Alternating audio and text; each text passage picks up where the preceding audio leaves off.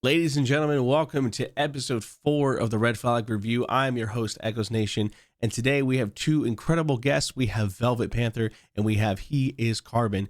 Today we're going to get into their stories, find out more about them as creators, and then we're going to dive into some awesome Reddit stories, which I will caution you, the Reddit stories today are probably the craziest stories we've read yet. So I hope y'all are ready. Buckle in and enjoy the episode. Hello, beautiful people. Hey. Hello. Hey. How are we doing? I'm so excited. We're doing Gucci, baby. How you doing? Carbon is like flexing those muscles right now. He was. I was like, he's glistening, man. I woke up like this, you know. Hey, you could think Palmer's I came to show up and to show out. You know what I'm saying? Hey, you know what? He's a walking promo for the gym. If you needed a reason to go to the gym, right there. That's gym coach, life coach, right there. Go to gym. Go to gym. Literally walking his dogs every morning. Yeah, all 4 of them. Sheesh. All my babies. All right. Well, we're going to get into introductions here. So I'm going to start with you, Panther, because, of course, ladies first. So tell the audience about you, about your content, what somebody would expect coming into your stream, all that whatnot. Whatever you want to tell the audience, feel free. Go ahead. Oh boy. All right. Well, hi everybody. I'll just do my normal intro. My name is Velvet or Vel or whatever the hell you want to call me. I am a 25-year-old Kick streamer. I'm exclusively on Kick. I've been streaming for about 2 years. I have a crazy wild community. I'm a variety streamer. I do literally anything and everything. I'm not just one type of person. Video games have been a part of my life forever. My community are my biggest supporters and my loudest haters. They are the best. This is what I do full time. I stream full time. This is my job. This is my pay. This is my life and passion. I go to college. I'm a mom of 5 fur babies, and I stream every single day from 12 to 4 Eastern Standard Time. But I would love to get to travel and explore the world. I actually met Echo probably about a year ago. I also work for Gamers Feud, which is a Twitch company, and he actually performed live on one of their game shows, and I fell in love with his voice. I thought he was absolutely so talented, and I followed him ever since, and I've fallen in love with his personality and his stream and his community. He's been awesome. I also met Carbon about a month ago when this was planned behind the scenes, and he has literally been such a sweet supporter, literally such a wingman. He's been so sweet and awesome. So first off, thank you so much, Echo, for setting this up. This has literally been so fun. I've had this on such an excitement back burner for so long. Carbon, thank you so much for being so supportive and being such a sweet friend that I care about. But I mean, that's honestly about it. If you like chaos and some unruly things, come check out my stream. I'd love to have you. But that's honestly me in a nutshell. That was fantastic. I loved every second of that. All right. So here's an interesting one. So my boy Carbon here, he's not actually a streamer. Fun fact, chat. But he's a creator nonetheless. So he is the first person I've had on the podcast that doesn't actually actively stream. So Carbon, go ahead and introduce yourself to the audience and let them know what you do. Hey everyone, my name is HeisCarbon. I also go by Aaron. It's an absolute pleasure to be here. What I specifically do is that I actually am a travel and event photographer and videographer as well. I primarily go to a lot of different events, say such as DreamHack, TwitchCon, anywhere basically from MegaCon to DragonCon to MetroCon, you name it and everything. I go to a lot of conventions and I do a lot of work for content creators as well as my brand / company, multimedia company specifically speaking, Carbon Multimedia. And that's effectively what I do. I also shoot weddings and also do portraits as well. So essentially I am the guy behind the camera, behind the lens and everything. I'm going around capturing precious memories of all you different creators out there, and basically from creators to families to individuals as well and everything, whoever I am able to basically back of word capture. But long story short and everything, I really got into this industry, if you will, and everything, coming back off of just 10 years of just a lot of video and photography work and everything. I used to do specifically just weddings, and then I took a bit of a break and I was like, you know what? Content creators and streamers and everything, they seem like a really cool bunch. I'm going to go ahead and kind of go to a couple of more conventions that I usually go to. And I started walking around with the camera, and sure enough and everything, I somehow landed in the vicinity of Echo, and a lot of kick streamers and everything, a lot of Twitch streamers as well and everything, online and in person and everything. I got to meet Echo for the first time actually a couple of years ago online. It was like kind of a passing through a mutual friend, and I got to actually meet like in person. I believe it was Loot Fest of last year, I believe. It was. Yeah, Loot Fest last year and everything, and that was a blast. I tell you, that was a blast. We had an absolutely fantastic time. But pretty much, I've sort of woven my way into this industry through the industry. And honestly, just with a lot of just front-facing communication, strong presentation, but also on top of that and everything, presenting my craft, which is curating memories basically through a lens. So that's basically what I do. Basically, I say I do that at night. My actual day job is I'm a cybersecurity engineer. So, but I've worked in cybersecurity for a very long time. But in order for me to basically sort of like release my creative outlet and everything, I'm around and everything with the camera. So that's what I do. And also, yeah, I'm just grateful to be here and everything. It was an absolute pleasure also getting to be here on here with Velvet. My goodness and everything. You're an amazing person. It's going to be awesome. We're going to have a great time and everything. And I can't wait to basically build our friendship basically through this foundation of chaos, because it's going to be crazy. I can tell you that right now. But yeah, I'm grateful to be here and everything. Thank you so much, Echo, basically, for allowing me to be on here. Cannot say enough about you, and it's basically just I'm just so grateful basically to be your friend, and honestly, so grateful to have you in my life. This is going to be awesome. We're going to have a good time and everything. Let's get the crack back in. Love y'all. Heck yeah. Let me tell you, chat, one of the best photographers you will ever meet. And I'm not saying that lightly. I really am not. I have a whole folder on my computer of just, it literally just says carbon pictures. And I'll just go through I'll be sitting on my computer. I'll just go through that. I'm just like, it's crazy. Cause I can't do, I could do photography, but there's so much that goes into it. And I sit there, I'm like, I leave it up to, the professionals. Listen, if somebody comes up to me and they're like, hey, can you take my picture? You bet I'm taking your phone and I'm taking different angles. And I'm going to act like I'm a photographer, but I'm not really a photographer. I'm just, trying to look good. Yeah, no, that's me.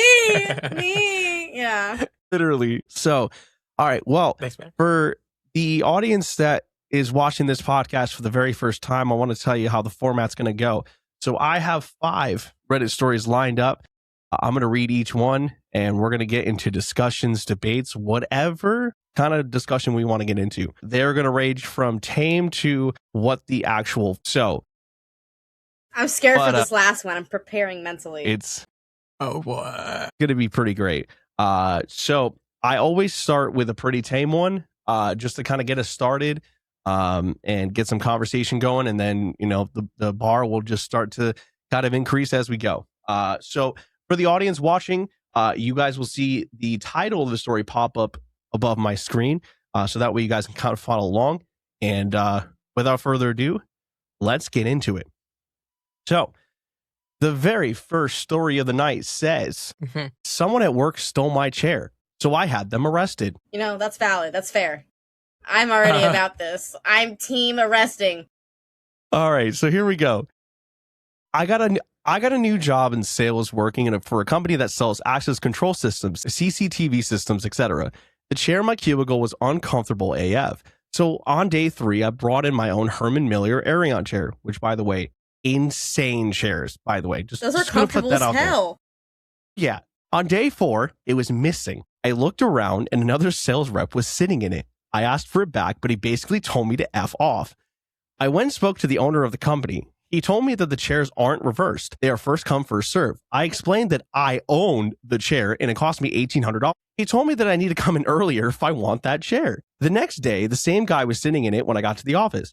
I told him to give it back or I was going to call the cops, and he refused. So I called the cops. It was quite the scene, but in the end, he admitted that he took my $1,800 chair. I was prepared. I had the receipt, which showed the serial number. Yes, Arion chairs have serial numbers. They asked me if I wanted to press charges. My new boss said I would be terminated if I had him arrested.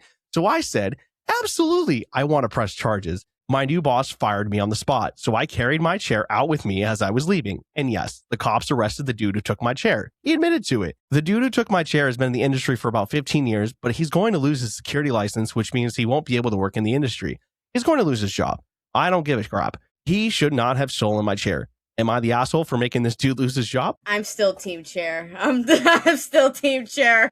You know, a couple of things. Funny enough, I actually am sitting on one right now. The most ironic Ain't part no about way. this. No, I literally is. Yeah, I just took off the headrest. Where's your literally, receipt? Give me the serial number. Shoot, where's, all right, let me pull it up. Let's go. But yeah, no. So, but thing you should actually mention towards the end of the story, OP stated the fact that this individual who stole the chair was going to lose their security clearance. You know, so as you know, basically, I worked in the aerospace defense industry for quite some time now. That's huge. Forget about the $1,800 chair.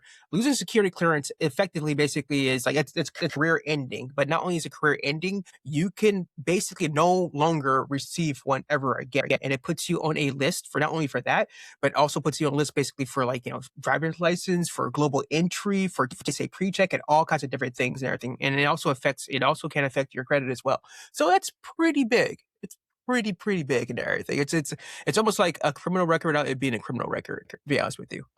So beyond the $1,800, that's severe. So on that note, he shouldn't have stole it. You're a grown adult and everything, run them pockets. So I'm just saying, that's all you, buddy. That's all you. Say, like, those chairs, first off, I was about to look up, like, does this chair cost how much does this chair cost? You said $1,800, and I'm like, there's no need for me to look this up. Because technically, in certain states, stealing is a felony. You go to prison. 99% of jobs will not hire someone who has a felony on their record, and he admitted to it. So this man dug his own damn grave. First off, like, I've been to, like, DreamHack and things like that, and they have had those chairs on, like, their own booths. I know they definitely had it last year. And I sat in that chair, and I was like, wow, my ass is, like, hella comfortable. I could sit here for hours. And, like, I'm a full-time streamer, so I stay here forever. This is where I live. And the fact that, A, I'm at this job, yeah, it's providing for me, like, at some point. But B, if I bring that chair in with my own money and someone sits in it, I'm gonna feel some type of way. But then if I go to my boss and my boss tells me, hey, just get here earlier. First off, am I gonna get paid for those few minutes earlier? Because that's you telling me to come into my job earlier than I'm supposed to claim this chair that I bought that this fat ass wanted to sit in. So, like, I'm gonna sit there and I'm gonna fight for this chair. And honestly, I would have called the cops too. Now, if I'm going to think in like a retrospect of if this was my only job and he said he was going to fire me on the spot for causing a ruckus, part of me probably would have hesitated. I probably would have been like, you know what? I got to think of my life first, my family first, my fur babies first, providing for myself. But secondary thought was, you know what? He's losing his income. I'm not. I can go get another job somewhere else. I'm stealing the chair. That's would have been me. Like, that would have just been me to a T. So honestly, W arresting of the chair. Healers, no finders keepers. Yeah. I have a curious question. Why are we bringing an $1,800 chair to work? That's a really good point. I didn't think about that until you said something. Here's the thing. I feel like if I'm spending $1,800 on a chair, I am for sure not putting myself in a situation where somebody could take that. Like that. I get it. Don't get me wrong. Like, those chairs are very, very comfortable. But like, it's kind of like you're just leaving treasure right there in front of somebody's face. Well, in those type of environments, you wouldn't think twice that someone would actually legitimately steal, and not only steal, but which once again, I'm going to reiterate that the severity of having your is that true though? Because people be stealing Twinkies and food out the fridge at work. So I mean, like, right. You wouldn't think that someone would try to lift a chair, but again, here we are. At last, we're talking about the story here. So that's sort of the mindset when it comes to those types of environments. Do those chairs have wheels? Oh, yeah. I mean, does it have wheels? I mean, I would hope so. I'm rolling right now. I was like, is he rolling? I was like, hold on, there's a demonstration. Yeah, no, chat's right. I would have probably handcuffed my ass to that chair. I'm not gonna lie. Yeah, I'm gonna be honest with you. I add a little thing here, right? So, a lot of these professionals in the environments, I think, speaking from my personal experience, bring a lot more expensive items there. So, for example, I'm pretty sure I could see basically my background here. There's a bunch of keyboards here, right? So I know quite a few people basically who also collect keyboards and build them as well. Bring like $2,000 to $5,000 to $10,000 keyboards to their desks and everything, and kind of hang them out there, right? Yeah, I know. So the mechanical keyboard industry is Yeah, but nevertheless and everything, yeah, it's people, you'd be surprised if people just bring the most expensive, ridiculous items and everything into the office. We actually had a guy bring in like a $1,200 espresso machine, right, that no one else could touch, and it was a whole big deal with him. Yeah, well, people bring in some pricey items to make themselves feel more comfortable at home, but in reality, you're kind of just throwing it into like a hornet's nest, to be honest with you. So whatever. Nah. Yeah, I want to know if that pretty man's crazy. still in Jeez. prison for a felony. Yeah. Now, what's the thing is because like it's $1,800 and everything, right? And he has a receipt. Typically, basically, if it's over a $500 value, depending on where you're at, and if also I was about to if this crime, if this incident actually happened on a basically if it happened in a building with the federal contractor, say a hypothetical federal contractor, we say it's security clearance, okay, so let's just say basically it's a federal contractor they're working for and anything, right? If it happened on a federal contractor, number one, it's an automatic felony right there, right, for theft, automatic felony, and then the numerical amount basically increases the severity of the guy definitely has a permanent record, and depending on how he went about things, could have easily also had some time or risk of time too, as well, over a freaking chair. That's he crazy. ruined every future desk job that he's ever had. It's going to be on his resume, on his legal record of, you have a felony on here. $1,800 from your job. What'd you steal? Office chair. Listen, he saw the chair and said, "Ooh, piece of candy." That's exactly. That's like huge klepto. And the guy's been in the industry for 15 years. Now it makes you kind of wonder, kind of begs the question, like how much other shit this dude stole. Yeah. What is this guy also done? he kind of has like a little cache somewhere on site or something. You know what I mean? Like something, little something. Something, But I will also say, I'm a fellow little brokey. I would not bring an $1,800 chair to my desk job. Yeah, that's just me. You wouldn't catch me. Now you wouldn't catch me bringing it that night. Now you actually really got a good point, Velvet. Like people just steal. People steal like food, like actual food. Take food from someone else's food from the fridge. Like grown adults literally stealing actively. When these dudes they make like almost like 100,000 on average a year, and they're actively stealing like cook unities. Like what was wrong with you? Like what? I digress. And it's really funny when they're like, the person will be like, "Oh, but I put my name on it," and they're just like, "And your point?" Like, like speaking of saying put my name, like I put my name on it, I think of like those parents who like put the last names of the child like on the tag of their clothes. Mm-hmm. That's what I think of. I'm like ownership, like adoption papers, but. It'd be like Toy Story, just put like Andy on the bottom of your shoe. On the boot, on the wheel, just carbon. All right, now you have to put carbon on the wheel of your chair. It's like, no, it's a thief. Start flopping. But no, honestly, like that person, that individual who stole the chair, it might seem extreme for the most part, near the extreme to a certain extent, right? Especially the severity of the consequences that this individual, is going through or has gone through. But honestly, ultimately, you're a grown adult.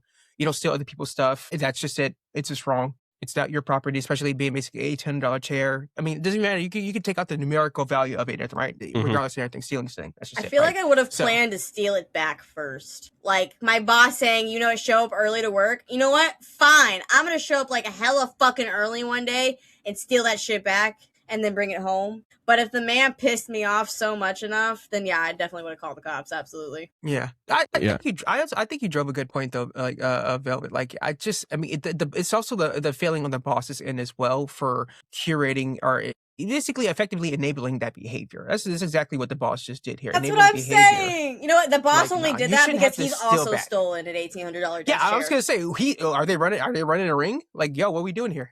That was an underground job. He got paid $60 extra on his paycheck to steal that chair. Like, yo, man, I'll give you Disney dollars to Disney World. This is actually Fight Club. Yeah, no, Fight Club Office Edition. First rule about Fight Club: you don't talk about Fight Club. Yep, suit and tie.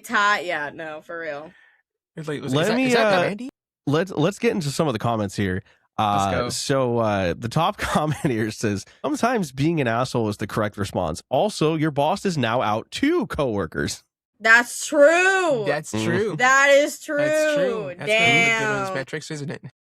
Somebody else said, exactly. Sometimes you got to be the polite asshole just to keep your sanity. Dude stole an $1,800 chair, not a stapler. Actions have consequences. Mm-hmm. That's true. Yeah, $1,800. Yeah. I would not be surprised, like somebody getting so mad, like of their stapler getting stolen, and just be like, I'm calling the cops, and be like, okay, listen, buddy, it's not that serious. It's like they can go to Office Max down the street. Yeah, Gotcha. I'm not gonna make a ruckus and call the cops over a stapler. Crashing over staplers. Last comment here says, not the asshole. The fact that the guy shouldn't have been effectively stealing your $1,800 chair. And as others said, sue your company for retaliatory firing. If he lost his ability to work in the industry, that's 100% because of his actions. Mm-hmm. That's right. Yeah. That's what I said. It doesn't matter what the object was that was stolen. He put the felony on his record. That is his fault. And there's some people in the comments saying that he should, to that what that comment pointed to, there's some people in the comments that are saying that the guy should sue the company for firing him because he pressed charges on the other dude. So here's where it gets sticky. Well, theoretically speaking, yeah, that's an in. If you don't have that on paper, there's nothing for you to prove. There's nothing to sue. You know what I mean? Yeah. Now, if it's not in the email or some sort of or even like a communication through Teams, right? Because the security people can pull up the logs. If it's not on paper, it doesn't exist. The conversation never happened. You know. Mm-hmm. So in theory, yes, yeah, I agree. But you're not gonna win that. Buddy. Yeah, you're not gonna win that. I would go find another profession. I'd be turned off from ever getting a desk job ever again. Never again. Finding a new profession. Girl, I can tell you right now, as soon as they offer you that 6 figures, you'll be like, you know what? Uncle Sammy. I was about to say, like dang, this is 150K is crazy. That's crazy. Yeah, I'm mad for that guy. Yeah, I'm mad for him. But yeah, I'm like touching my desk chair, like I'm sorry. Like, yeah, I know over here, I'm caressing, like they ain't gonna hurt you, baby. They ain't gonna hurt you. They ain't gonna steal you. You're safe. Especially here. you have the chair. Yeah, I know, right? It's okay, sweetie. You're protected by the precious Lock blood your of Smith & windows. Wesson. Just know that your chair is a target item to be stolen. It's Lock okay. Gas Dog Glock's got your back, baby. Insane. All right. So that was story number 1. Jeez. It only gets worse from here. Oh, it only gets worse. It only gets worse. Oh yeah. Let's go. Turn it up, baby. Turn it up. Let's go. All right. Story number 2. I think y'all are gonna you're gonna laugh at this one. All right. All right. Story number 2 reads, am I the asshole for adopting a dog after I thought my boyfriend broke up with me? What? I need context. Let's get into it. I was like, thank you, context. Context hat. And the story reads, my boyfriend was going through a tough time and he said he needed a break. First of all, the first thing that I think of when anybody says they need a break is, we were on a break. Oh my gosh. My God. Okay. So here we go. He said he was going to press pause on our relationship and go visit his family in Washington. I asked how you pause a relationship because I don't understand how that works. He said he needed some time to work on himself and asked me to respect that. After he left, I reached out to him a few times via text, asking him to let me know when he arrived safe and to say hi to his mom for me. I received no response. I tried to call and leave a message after asking if he had broken up with me. I came to the conclusion that he ghosted me and my friends agreed. I was bummed and my best friend recommended I find something like a new hobby or a new show to watch that wouldn't make me think of my boyfriend. I decided to get a dog. My boyfriend is horribly allergic to pet dander, so I never even considered getting a pet. However, since he broke up with me, I decided to get one. He's a senior dog from the shelter that needed rescuing. He's low energy and likes to lay with his head in my lap while I read, work, or watch TV. After 6 weeks away, my boyfriend texted me saying that he was coming back and coming over tomorrow, which was yesterday, so we could talk. I was shocked and texted him back asking what he was talking about. He said he was back and ready to unpause our relationship. He said he would talk to me about everything the next day. I texted back asking what relationship. He didn't answer. Yesterday, he showed up and told me that he had done a lot of self-examination and was ready to move forward on his life path. He even wanted to talk about moving in together. Then he saw my dog and started freaking out. He asked me how I could get a dog when I know how sick he gets. I told him that since he broke up with me, I didn't think it mattered. He said he didn't break up with me. I said he ghosted me. He said he communicated with me telling me he was pressing pause and visiting family. I said not answering texts is ghosting. We argued in circles, and then he said he had to leave because he was getting an allergic reaction, even though he was standing in the doorway, not inside. I feel like he broke up with me and it was okay that I got a dog. He said that he never did, and therefore it's a horrible act of disregard to have gotten a dog. Which of us is right? My best friend said I should break up with him because he's a jerk. I don't think I should have to break up with someone that already broke up with me. If I break up with him, I'm basically agreeing with him that he didn't break up with me, and therefore I was an asshole for getting the dog, right? My brain hurts. I'm gonna keep it a bean here. I need a male perspective. Carbon, help me.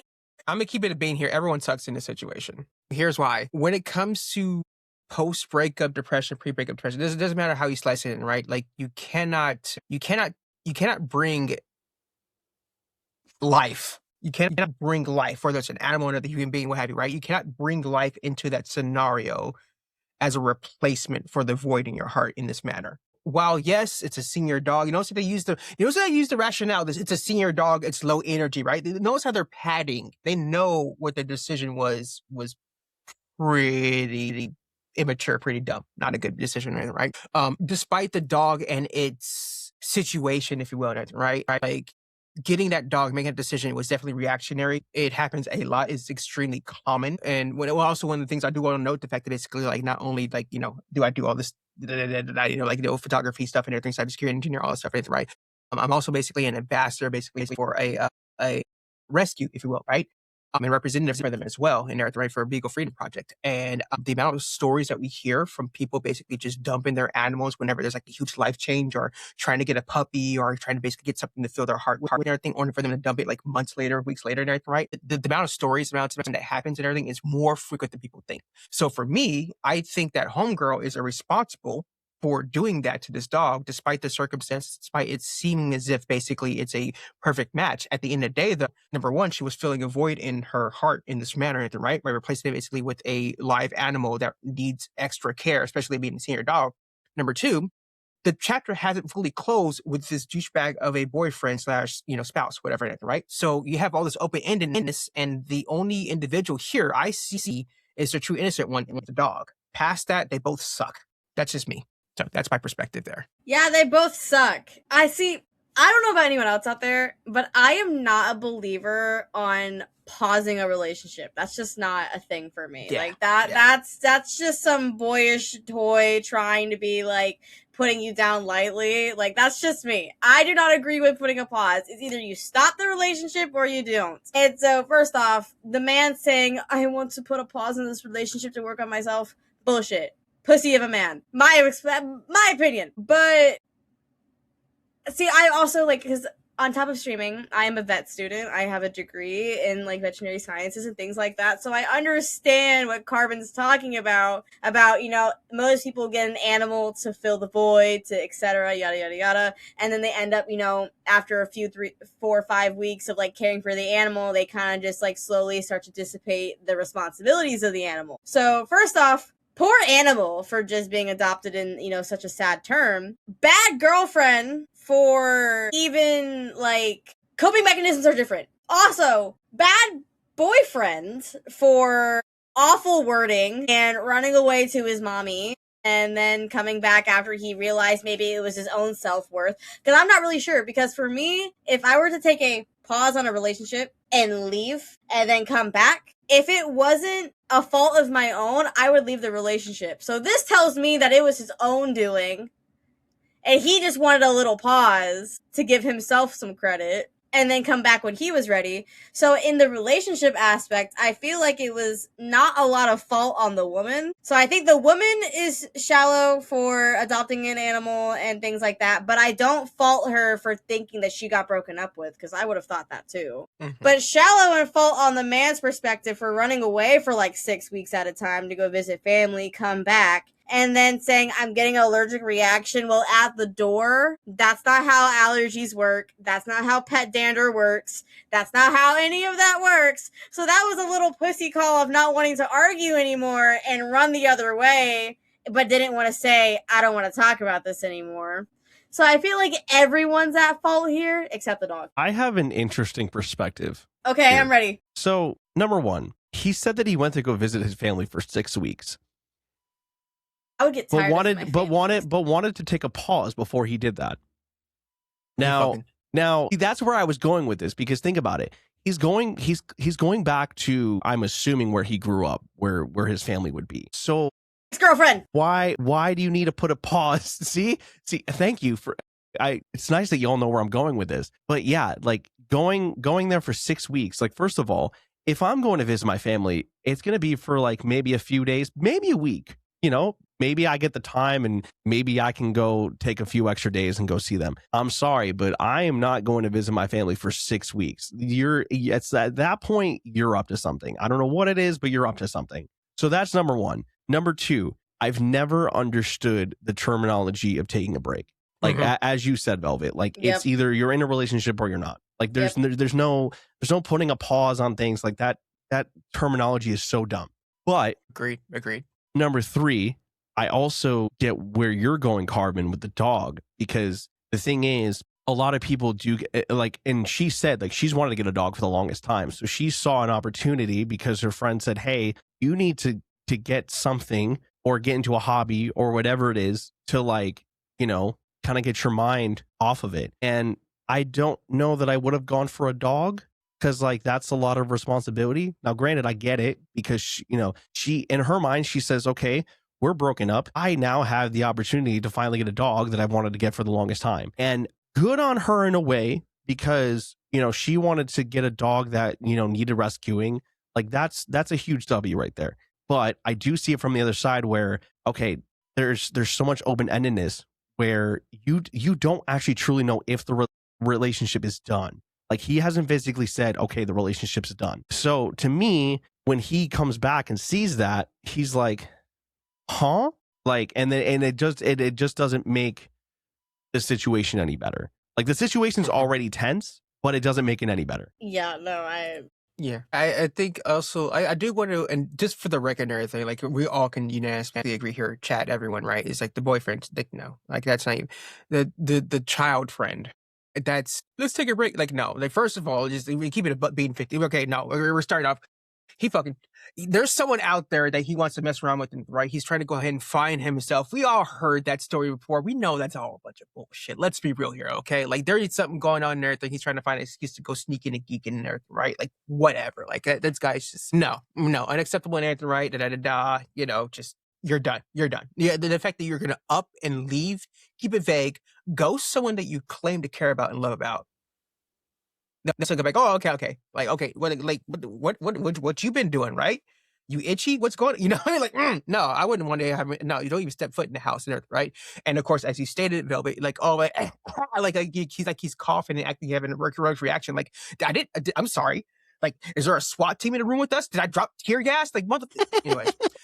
That's what I'm saying. I'm like, if the fault of the man, like I'm the person who asked for the break. Right. First off, I'm not going to ask for a break. I'm going to say that we're done. Like yes, that, and I'm going to take the complete responsibility. Exactly. That it is a me thing, or I'm going to be so completely transparent and tell the fault of my significant other, hey, this is why I'm stepping away. Now, we can take 6 weeks. That's fine. We can come back after 6 weeks. That's fine too. But we're not going to play this teeter-totter of like, he said, she said, I thought, you thought. Because for me, like in my chat knows, I am one of the most literal people out there. If we are done, you need to say, we are done. There is no break. If you tell me a break, I'm going to assume 70th mile behind me that you just do not want to be with me. That and like, cool, awesome, slay. Like, sorry that it ended, but like, that's on you. Bye. Also, I agree with Echo. I love my mom, and my mom is watching this. Just love you, mother. I'm not gonna stay 6 weeks with family for the excuse of a relationship issue.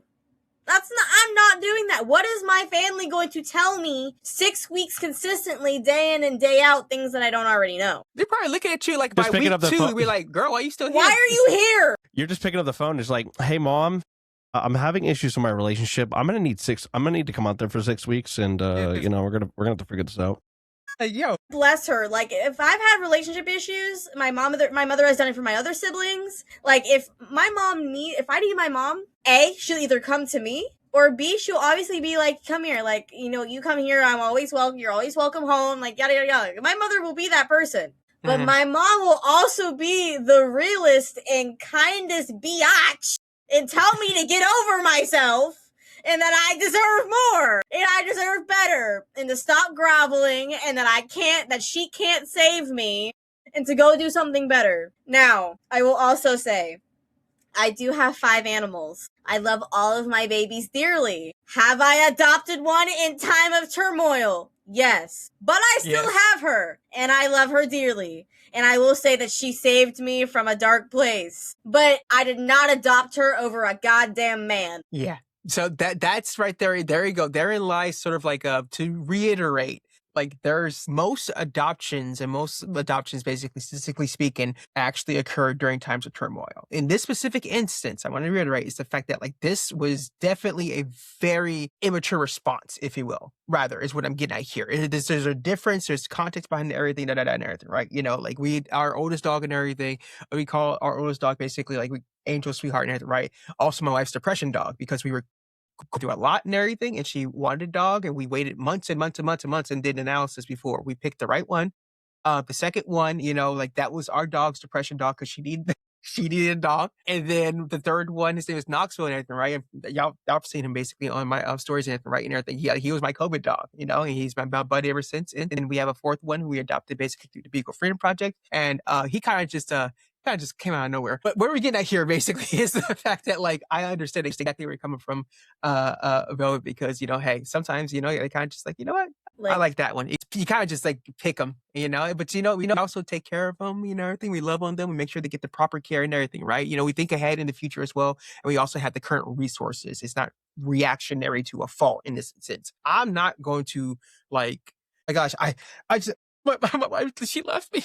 Let me go ahead and find a random child somewhere and take care of him. Like, what the fuck? Anyway, you know, if I'm going to be young, let me take care of a random animal. Let me go get a snake. Like, what? Like, yeah, you know, let me find an iguana in Miami. Like, come on.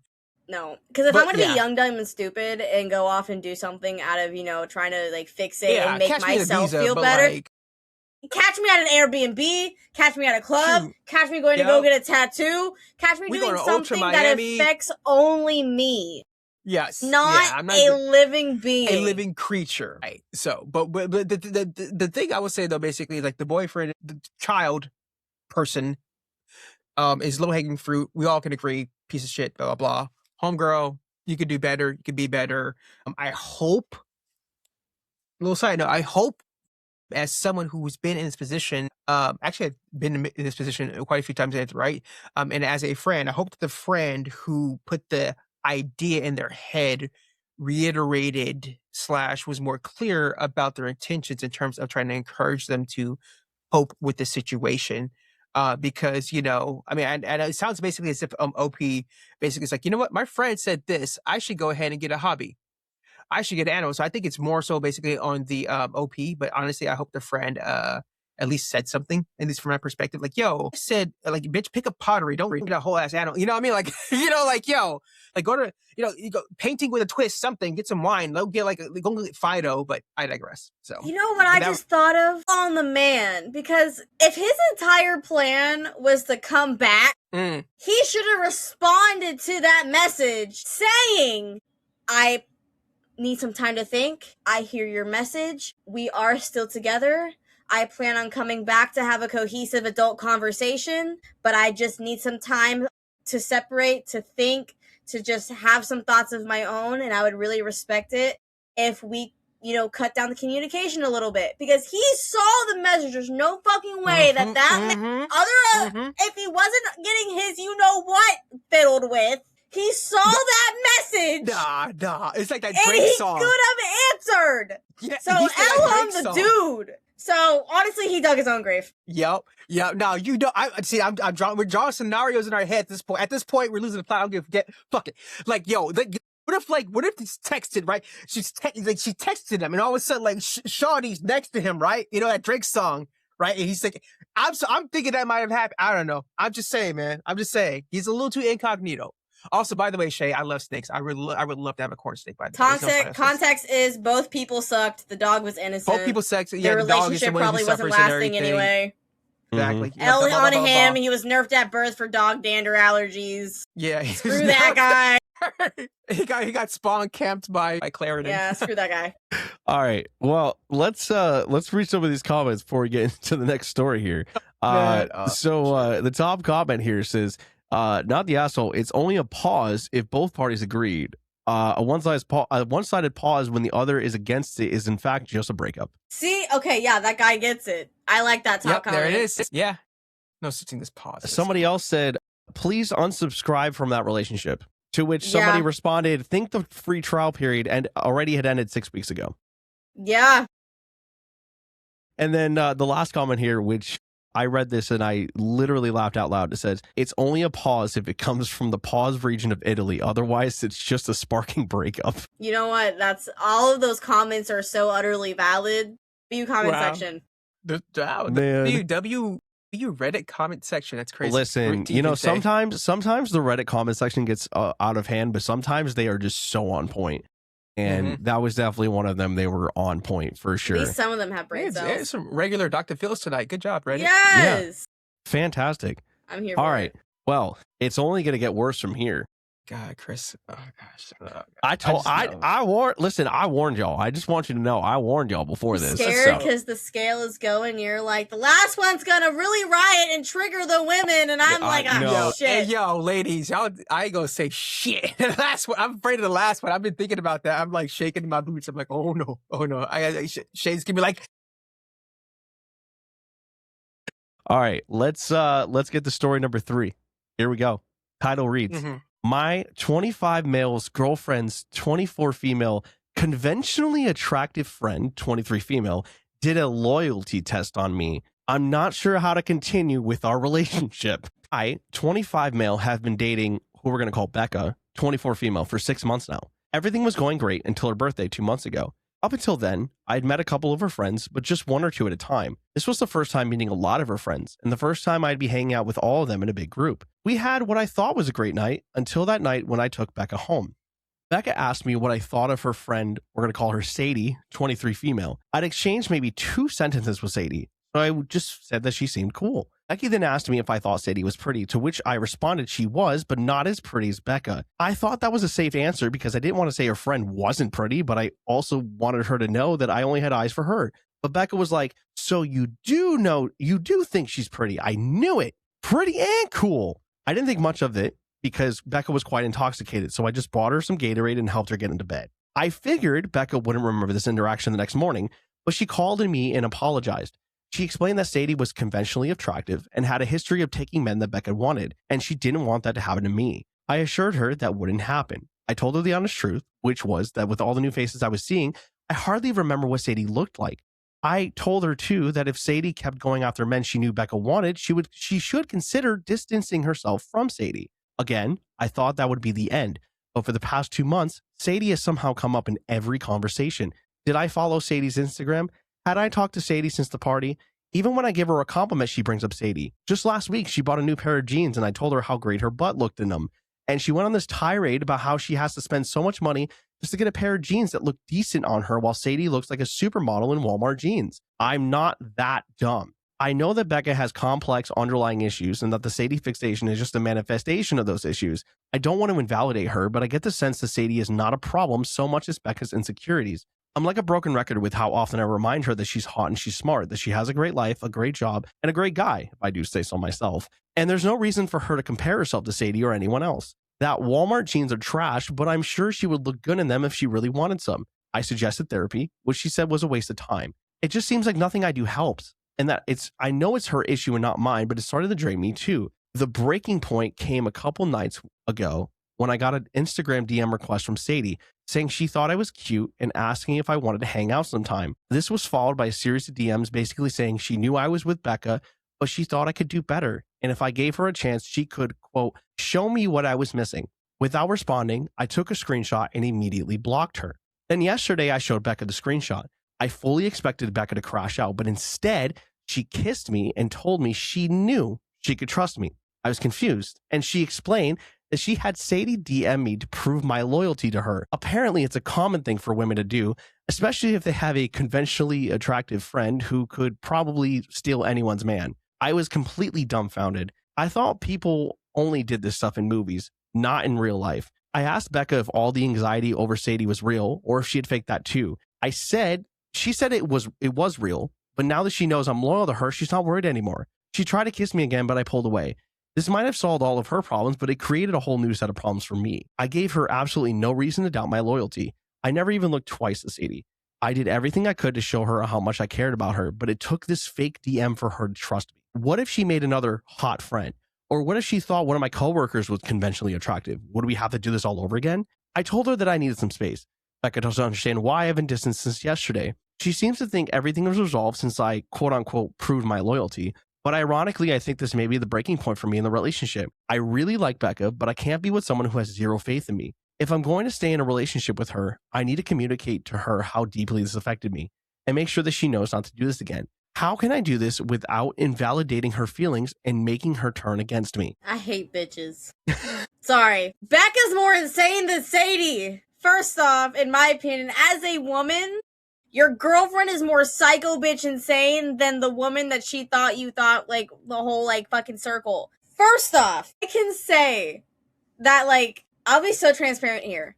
I have been in this situation, however, on the opposite end. I got into a relationship and it was someone that one of my ex-girlfriends had gotten involved with. And, it was a very clean breakup between them, but she thought he shot, it was a whole mess. But never in my life, I'm never going to send my female friend who I'm insecure about to my man to go give him a test run. Absolutely not. If I even think my man needs a test run, he's not going to be my man.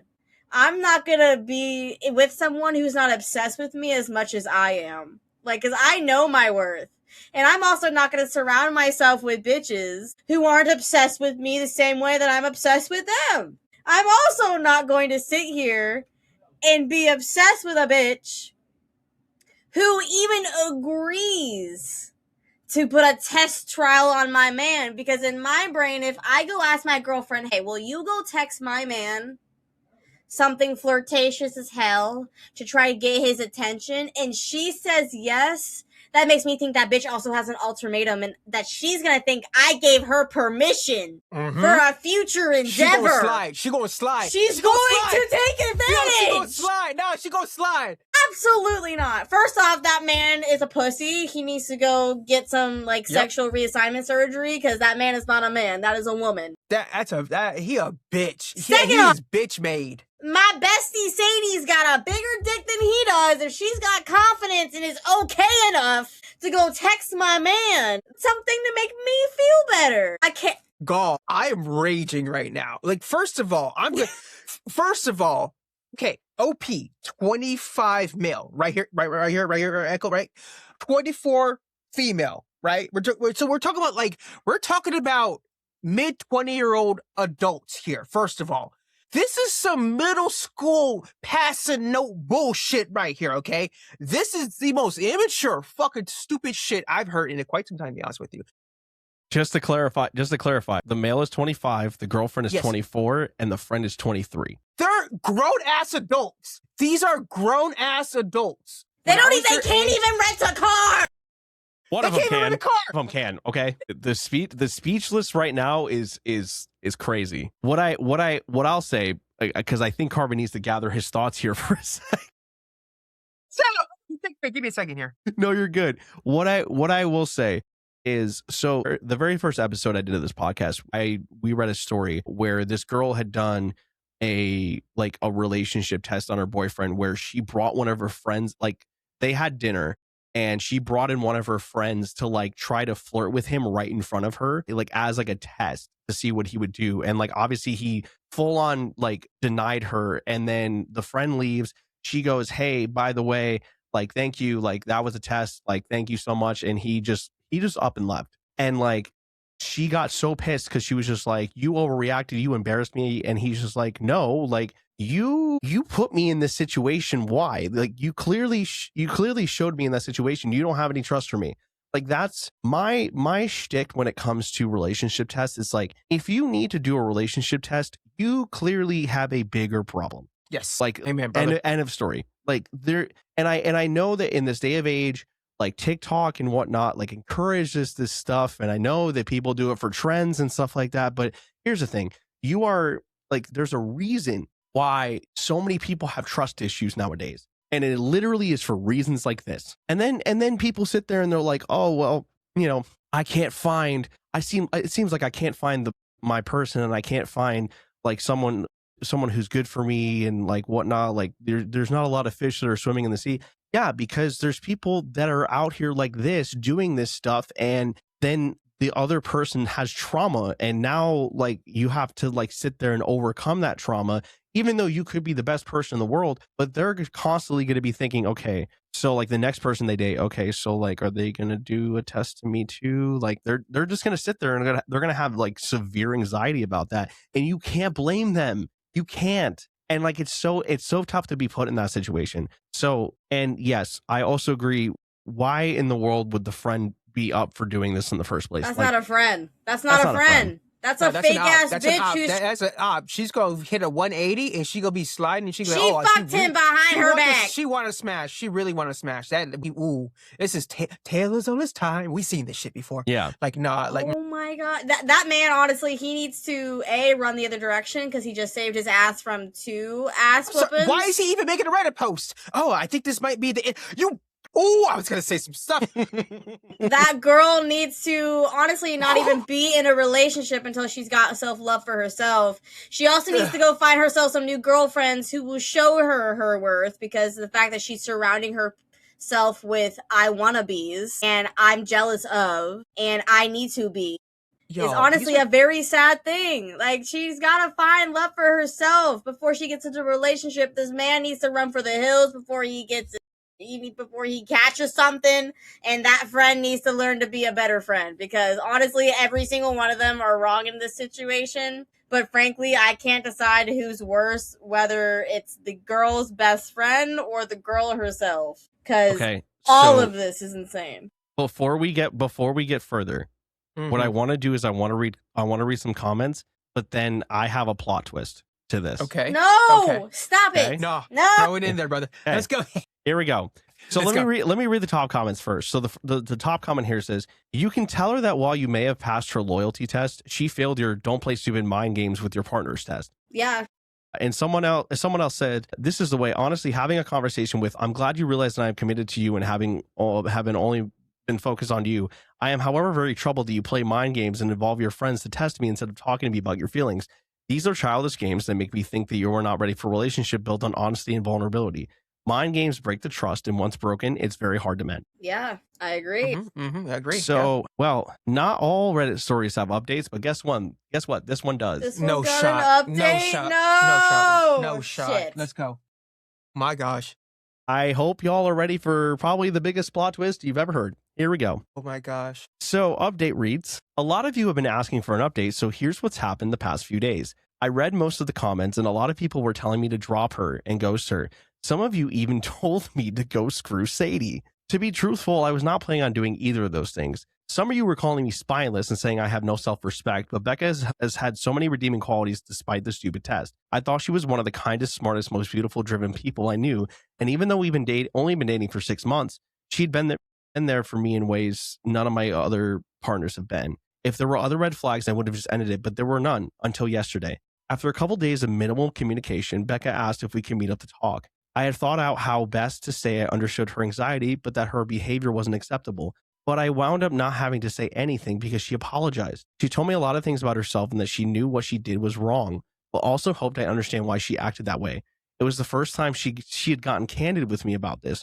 For her privacy, I won't go into detail, but let's just say she's been through a lot and more that explains, but not excuses, her behavior. She even showed me she had booked an appointment with a therapist. I was ready to put this past us, but she let it slip that the account that DM'd me was actually not Sadie, but a bot account she had made to impersonate Sadie, and that Sadie had no idea these DMs were sent. This was so appalling to me that I ended things on the spot. I can handle anxiety and other mental health issues, but to impersonate someone online is something I cannot move past.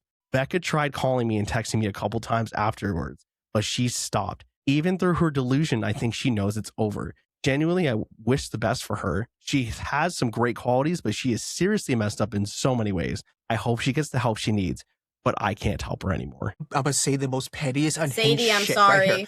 No. I'm gonna say something. I'm gonna say I will not do this. I don't mean this, but it's diabolical. I'm gonna say, man, I would be. My gosh, if I didn't have any sense of morality, I'd be like, okay, I'll do that next, right? I'll link up with Sadie. I'll smash Sadie out of freaking spite. I would do that. If I was that young and that immature back in it, I would, oh my gosh. be Becca's friend. I want to show her what it's like to actually be a girl's girl. To let her know that she is a bad bitch. That you don't have to go this psycho man insane crazy for a dude. Aside from that, though, the pettiness, right? Like, just beefing with me and everything, I would do it. That's just inexcusable. Yeah, she's gone, right? I would turn around and I would say, no, like, hey, girl, this is what happened. Here's all the text, here's all the stuff and everything, right? You know, check your back. I'll check in with you and everything. Let me know if you need anything. Good luck and everything. But this is your girl right here. This is your supposed girl. I would warn Sadie immediately of homegirl's behavior because that is unacceptable to a fault. So that's me. That's how I would react then, right? But like, there's a part of me like, yo, if I was out young, that petty and everything, I'd be like, nah, man, because you know how these dudes are. But like, for me personally, immediately, it's gone. Right?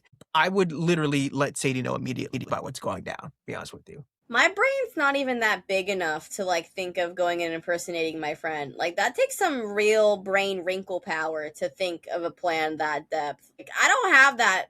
Like that's insane. That's insecure. That makes me sad as a woman. But like honestly, that guy. Yeah, that guy definitely dodged a bullet. Also, I wonder, does Sadie know? Is Sadie and this bitch friends now? Because if I was Sadie, I would fucking make my separations and my tie-offs and not be friends with this woman. If she didn't even tell me that she was impersonating me. Like, oh my god. Yeah, no. L on the woman. Becca, you suck. Yeah, but L on her, because like honestly, like up to a point, Echo, when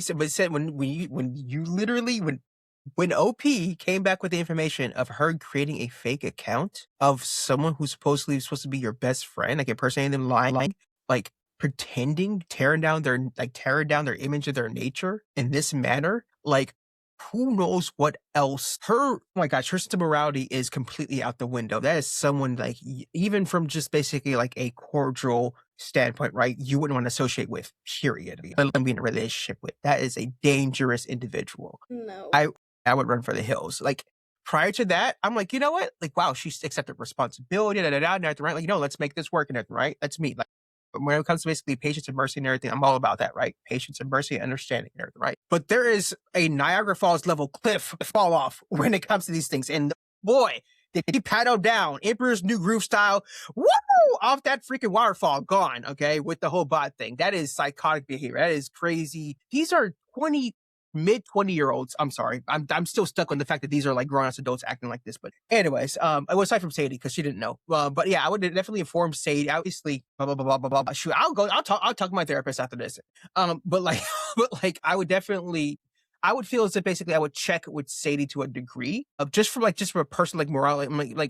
Is this your girl? Like this is your girl doing this and that, right? I would let them know in it, right? Because this is someone's image being like, it's the bot behavior. It's them creating the account and doing this and impersonating, right? Like which is highly illegal in it, right? That's an actual legitimate crime, not only actual crime, but also like that's someone's image. That's someone's digital footprint being misrepresentative. So like, I would definitely let Sadie know, like, hey, I'm not sure if you know this. Here's what's going on. If you have any questions, boom, good luck, buddy. And then I'm out. So like, done. I'm reverting back to my original comment. I hate bitches. So here's my take on this, right? So like throughout the original story, like Becca clearly has all these insecurities about Sadie. I don't really know why. I get it. Like there's a lot of the times you see that kind of dynamic where like one person is super jealous of somebody else. Like, you know, if they look better, if they, you know, have more money, if they, you know, have who they think is like a hotter boyfriend or whatever it is like that. I don't, the woman dynamic when it comes to that stuff, like sometimes I get confused because I'm just like, why are we jealous of each other? Especially if you all are like good, like best friends, like, you know? Yeah. So and we're like girls for each other. And so here's my thing. So like there's one thing where like you can be like, she obviously like has insecurity, she's jealous. It's another thing to go to a level where you're like, you know what, I'm so insecure about her that I'm gonna go create a fake account and we're gonna really see if like he's gonna slip up. To me, that's way worse than like just understanding the fact that like he has done absolutely nothing wrong and he's done absolutely nothing to give you any kind of signal to say, oh, like he's going behind my back And with he Sadie, was or so like supportive of her and like every insecurity that she had. he made sure that he covered every base. And like and the other crazy thing is the fact that like most of the time, like he even said, like some people were calling him spineless because he didn't like immediately leave, because he's like, you know what, she's never done anything like this, this is brand new. Only he would And know. like what he's trying to do is he's trying to say, you know what, like, yes, she clearly did something really bad, but at the same time, like, I clearly love this girl and I want to figure this out and make it work. And again, she had agreed to go to therapy. Like at that point, before I had even read the last paragraph of the update, I was like, okay, cool, like we're like, this is a good ending to a story. Like she's gonna go see the therapist, like she's gonna get better, like great. And then then the last paragraph plot twist sale, like complete 360, and you're just like, how? Yeah, like just so how? close. So You were so close. You were so close to just be. It was a good story, and then that. It's Let's like, hear damn. for It it. turns out she's a Microsoft account representative and everything, trying to get the account information. Poor Sadie. Also, this was 6 months ago. I want to know if Sadie Yeah. knows. Yeah. I'm thinking about Sadie, and it sounds crazy. I'm thinking about Sadie, like, yo, like Sadie! now I'm over here kind of like homeboy's the victim, and once again, I want to reiterate like what this individual did. Homegirl, right? Not Sadie. I forget her name. Wasn't her name? Like, the criminal. What she did basically was a crime. Like, it's effectively what she did was a cyber crime. Yeah, she Mhm. stole her identity. That's literally an actual like legitimate cyber crime. We don't know where they're at, whether basically they're in Europe or whether in America, what have you, right? You know, it's more severe in certain places than others, right? But regardless of that, right, what this person did was impersonate another individual with malicious intent. Mhm. And that literally is a federal crime. So I hope that Tiny is happy now, because that's his name. I hope that he's happy now. hope he's hype. I hope he's happy and healthy in a nice relationship with a nice woman who's Mhm. not stealing friends, identities and setting him up for failure and not No senior accepting dogs. him. Like, yeah. And no senior dogs. No senior dogs. Like, wow. That was insane. That's a crazy story. Yep. Crazy story. Wow. And guess what? It only gets crazier. It only gets worse. Yeah, you crazier. All right, that's round four. All right. So we are on to story number 4. And this is another relationship drama shit. story. Story number 4 reads, I, 23 female, met my boyfriend's 25 male work wife for the first time, and I'm devastated. Oh no. Oh no. No. So throwaway account, because this is pretty personal drama, and I don't want all my friends knowing about this just yet. I have been with my boyfriend for 5 years now, and he's been in his current job for a few years. We will just call him Jake. I've never met any of his coworkers until last night, but there's one in particular who we will call Amy. He sometimes does favors for her, fixing her car, going to her house to fix stuff around her house, etc. And I was never really concerned because he told me all of his coworkers were a lot older than him. However, one night when he was asleep, his guy friend kept blowing up his phone. So I answered to let him know that Jake was sleeping, and so was I, so please stop calling. Anyways, before I put the phone down, I noticed 5 unread text notifications from Amy. I guess some of the spam notifications were from her. One of them said, "Great, Jake, now everyone thinks we are screwing." This really concerned me. So the next day after Jake got home from work, I asked about it. He said that both him and Amy were late for work that morning, so everyone probably assumed that, and it was just a joke. I thought it was a weirdly unprofessional joke and expressed my discomfort. He invited me to the bar with him and his coworkers that night so I could meet her and see that there was nothing to worry about. It did not soothe my nerves at all. Turns out Amy is not a lot older than him. She's only 3 years older and super pretty. The entire night she was all over him, touching him, leaning on him, putting his arms around him, and even kissed him on the cheek, and he acted like it was normal. They were consistently teasing each other in that middle schooler who doesn't know how to properly flirt yet kind of way. She told me all about how she loves him like a brother, and also told me she's had sex with half of their other coworkers, and that she got the next morning off work because she sent a coworker nudes to get him to cover for her. No. Later on, okay, they walked away. No, I don't even. I'm listening. I'm sorry. I'm gonna compose myself. Okay. I gotta put this. I'm here. I'm composing myself. Listen to this. I'm here. I'm here. I'm bullshit, here. I'm because here. I'm here. there's I'm no here. way. I'm composing. Okay, we're. Hold on, alright, keep Carbon. Hold on. going. We have the Carbon. Lock in. Carbon, lock in. We gotta listen. We gotta pay attention. Later on, she just- started crying and sobbing at the bar, actual tears, because she's so lonely and wants someone to love her. And my boyfriend ended up having to comfort her. I am just unsure what to do or say. My boyfriend kept acting like this was normal, that he wasn't doing anything wrong by entertaining this behavior. I can't ask him to cut her off. They're on the same unit and they have to work together. I literally do not know what to do about this, but I am just disgusted knowing this has been going on these years that he's worked with her. How can I set boundaries when they're forced to be around each other at work all the time? She's actively. Okay. I hate bitches. I will say before we start any kind of discussion, because Carbon's in a situation where he needs to get his thoughts together. So I will say this: this work wife, work husband title, please. Can we stop with that? Please. Like that is so weird. Like it would be disrespectful. Time out. It would be one thing if both people were single and like it was a joke. That's one thing. Like y'all can do what you want. When it's married people and you're calling someone else who's married your work wife or your work husband, no, like that, no, stop it. That's weird. I hate bitches. Velvet, help. Like I can't. Which, by the way, it's very poignant, very on point. 100%. Yes, echo. Yes, sir. I agree. I agree. That needs to die. I agree. The whole work wife, work what husband bullshit is a poor excuse for a cheating factor. Yeah, it's. Oh my gosh, there's a term for it. I've forgotten everything. There's plenty of terms. Someone call it like it's called onboarding, as we used to call it. It sounds awful. We used to call it onboarding. I'm like, what does that even mean? But just onboarding the next one there. It's right before you go ahead and dump the mag on the other one. I'm like, wow, that's an actual thing, and it's an actual culture within, especially the environments that I work in, and it's yeah. I'm gonna collect my thoughts here. So wow. I do. So I do also want to say something else to this. So something else that I think is crazy to me is, so you invite your wife to the bar with you that night to say, hey, there's absolutely nothing to worry about. And you literally give her the exact reason why you should not be trusted with her. Like, I'm sorry, but if I went to a bar with my wife and there was another girl that was putting her hands on me and being all over me and whatnot, guess what? Two things are happening. One, I am getting up and leaving. Two, my wife is going to probably knock you out. I probably went to prison. And I'll be there like, oh, won't start. I would have taken an assault crime. I'm like, get a go. Tap me in. Like, I don't give a shit if I'm 5 feet tall or not. Kneecaps are being snapped. Like, that's not happening. That's not happening. But the fact that the thing that gets me in all of this is the fact that he was sitting there just like, I can he only was imagine. letting it happen. But hold on.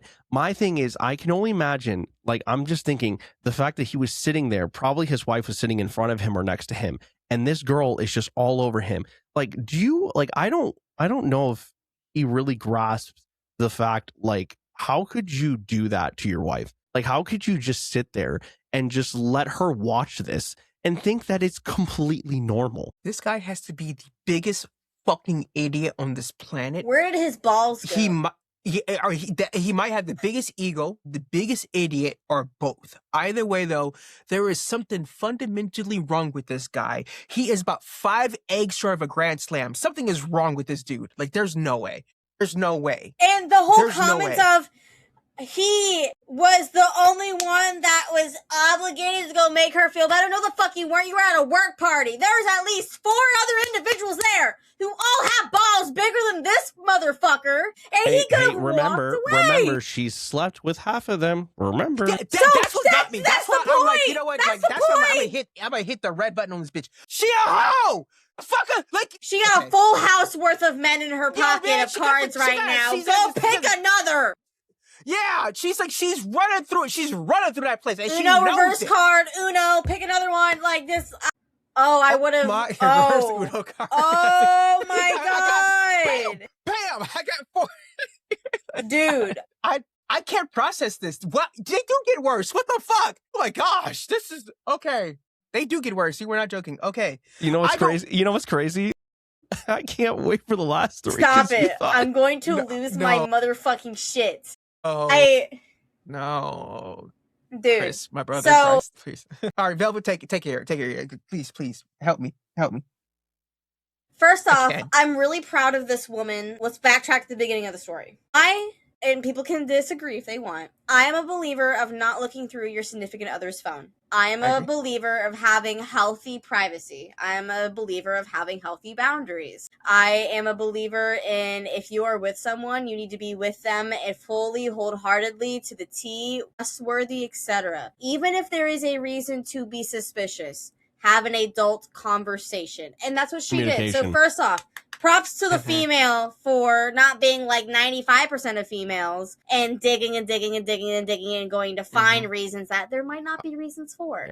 Carmen Sandiego motherfuckers. Safety and love on her mental health in the relationship. Second of, also props to this woman for choosing to go. My man's going to a work party. I want to go. I want to know what bitches he's hanging out with. I want to meet these men that I hear stories about every day. I want to be involved.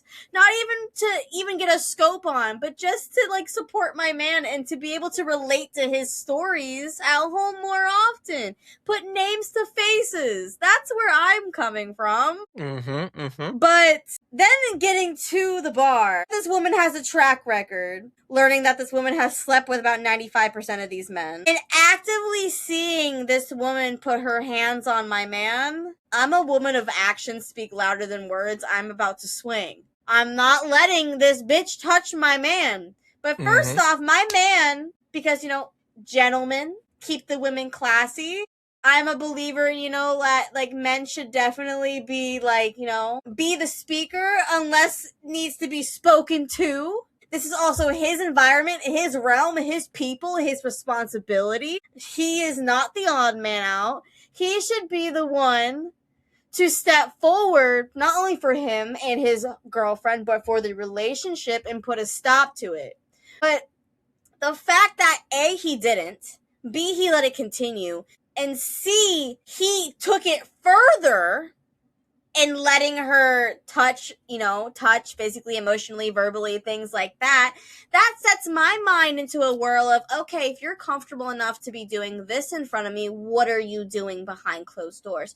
What are you doing when I'm not at work? What are you doing in that phone that I have enough respect for you to not be looking into? What are all of these tiny itty bitty little connections that I have respect for in this relationship and then for you as a person, but you're actively disrespecting me? And don't blame the drunk bitch, because I've been around drunk bitches in bars. I can handle them, and I'm not even a man with testicles. If you got big enough balls to be in a relationship with me, you're gonna have big enough balls to put your hand in this woman's face and take you and me out to the next bar, have a great time, and this entire situation, if I was that woman, I would have actively, if they're married, I would have taken my leave and went home. Classy as hell, because at the end of the day, I'm still gonna have enough respect for you that this is your financial bringing of into the home. I'm not going to embarrass you in front of your boss, in front of your coworkers, and in front of your little work wife. I'm going to be respectful enough to leave and execute myself outwards and to continue the respectful nature that I've had. But if you're not going to show me that same respect back, then don't expect me to come back. Don't expect me to come back if you're not going to have my back and have our relationships back. Because obviously you give more shits about this woman's comfort in a drunken state than your wife's own sobriety mentality. So, fuck man, and especially fuck that woman. Maybe they deserve each other. I don't know. Is there a part 2 to this? I'm scared. Is there a part 2? I'm okay. Like, is there an update? I'm like, is there a part 2? I can tell you right now, there is no update to this. Gosh. I said my piece. So bitches are bitches. So there was a story that I'd watched the other day, another work wife situation where it was during COVID time, and I guess the situation happened where the coworkers were trying to plan like a renewal of the vows, like because they're work wife or husbands kind of thing, and so like their coworkers and him were like trying to plan like a renewal of the vows once they were able to come back in the office. And I'm just like, I'm sitting there and I'm just like, how do you think your wife is just okay with that? Like, and the fact that like these guys are just trying to like justify the fact that they're like, oh, this is perfectly normal. And like you said, Velvet, like if he is clearly okay with her doing all of this stuff in front of his wife while his wife is there, imagine what they're doing in the office. Like, and the other thing too is clearly the coworkers just don't care because the coworkers know what she's about, clearly. And like the fact that the coworkers just allow it to happen, like the coworkers know that he's in a relationship. Like why like as a coworker, like I'm sorry, but like why, like I would not be allowing that to happen. I don't care if, you know, he gets mad or like doesn't like want to talk to me. Like, I don't care. Like I have enough respect for human beings to know like, hey, he shouldn't be doing this. Like we're going to talk about this. You know what I mean? So yeah, there's got to be a history behind the substance. If you and your quote coworker wife come to work late at the exact same time, no one just automatically assumes that, you know, they were like boning behind a closed door unless there's some type of substance in the work area for them to think so. Like there's no way that people think that automatically, oh, those two were boning when two of them show up at the same time. There's got to be essence and lore at work for people to think that. Yeah, let's go back to the fact that their homeboy was blowing their phone up in like X about like what they were sleeping, and he was blowing up their phone. Something that makes me wonder, like, why the sense of urgency? What's going on? You know, your boy's sleeping and everything at home with the wife and everything. So why are you calling so frank? So that. And it's that, just that alone and everything, right, is like evidence the fact that like everyone knew what was going on. I don't really have much to add to, you know, past what you two said and everything, especially your point, Bill. It was very, very, very well thought out, set and everything, and I agree with you. And I also agree with you, Chris, as well. There's one thing I do want to note. I was going to close out here. It's all about basically. It's about personal responsibility, personal accountability, especially as a man, right? There comes a time, at least in my personal opinion, in every man's life, basically, where they have to, there's like a crossroads they have to meet, and they have to basically understand the power that they have, the position, the power and responsibility that a man has, basically within the society, especially within the society, when it comes to basically being transparent and honest with themselves. Because if you can't be transparent and honest with yourself, and right, then how can you lead in a relationship? How can you guide? How can you be that husband, that man for that woman, right? And so to put your wife intentionally into the fire, into literally the danger zone, into a hornet's nest, not only with this little hussy, but also these individuals supporting this behavior, that's fucked up. That is messed up. And that makes me think this supposed man is lower than dirt. Whether they're fucking idiot, egotistical, or both. Either way, though, this person did irreparable damage to this woman, to someone who he supposedly claimed to love and care for and honor. Not only through his actions prior to this, but he intentionally brought her into the scenario, right? I just, that he needs to be sent to the brig somewhere. I don't know. All I'll say is the fact that like he's horrible. I feel so bad for his wife. I hope that she finds some sort of peace. I hope that everything's work out for her. Everyone else, his boy that's calling him at like, 2:00 in the fucking morning, like all those people and everything, right? They need to have some sort of judgment call. Something needs to happen to them, right, in order to wake up in reality how shitty they are as human beings. And homegirl, she's already far gone. Like I just hope and pray that she something. Yeah. You just hope for the best for everyone in the situation. At the same time, though, everyone sucks here except for the wifey. Wifey is the one who suffers through all of this. Work wife and work husbands don't exist unless they're allowed to exist. That whole concept needs to just rot. And if they are allowed to exist, then that is a gateway of destruction and insecurity. Yep. But there is no way that it's no way it's an accidental thing. It is always an allowed action. All right, so let's get into some of these comments here, because there actually is a comment from OP in this. So top comments here says, ask him if he would like a male coworker hanging all over you and kissing you. Facts. Perspective, huh? Fucking real. Yep. Perspective is crazy, isn't it? Now I gotta find where did the comment go? I lost the comment from OP. Ugh.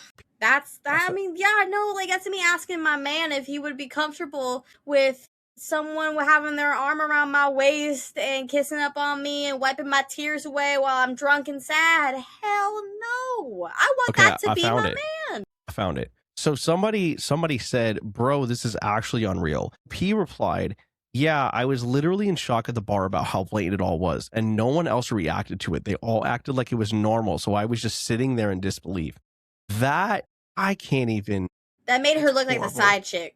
And if I'm in a relationship being made to feel like the side chick, then I'm gonna go be the main chick in another relationship. That is a insane level of disrespect. It's crazy. Oh my God. Those are some really shitty. Maybe they all do deserve each other. You know what, Velvet? I think you might be onto something. Maybe they all deserve each other.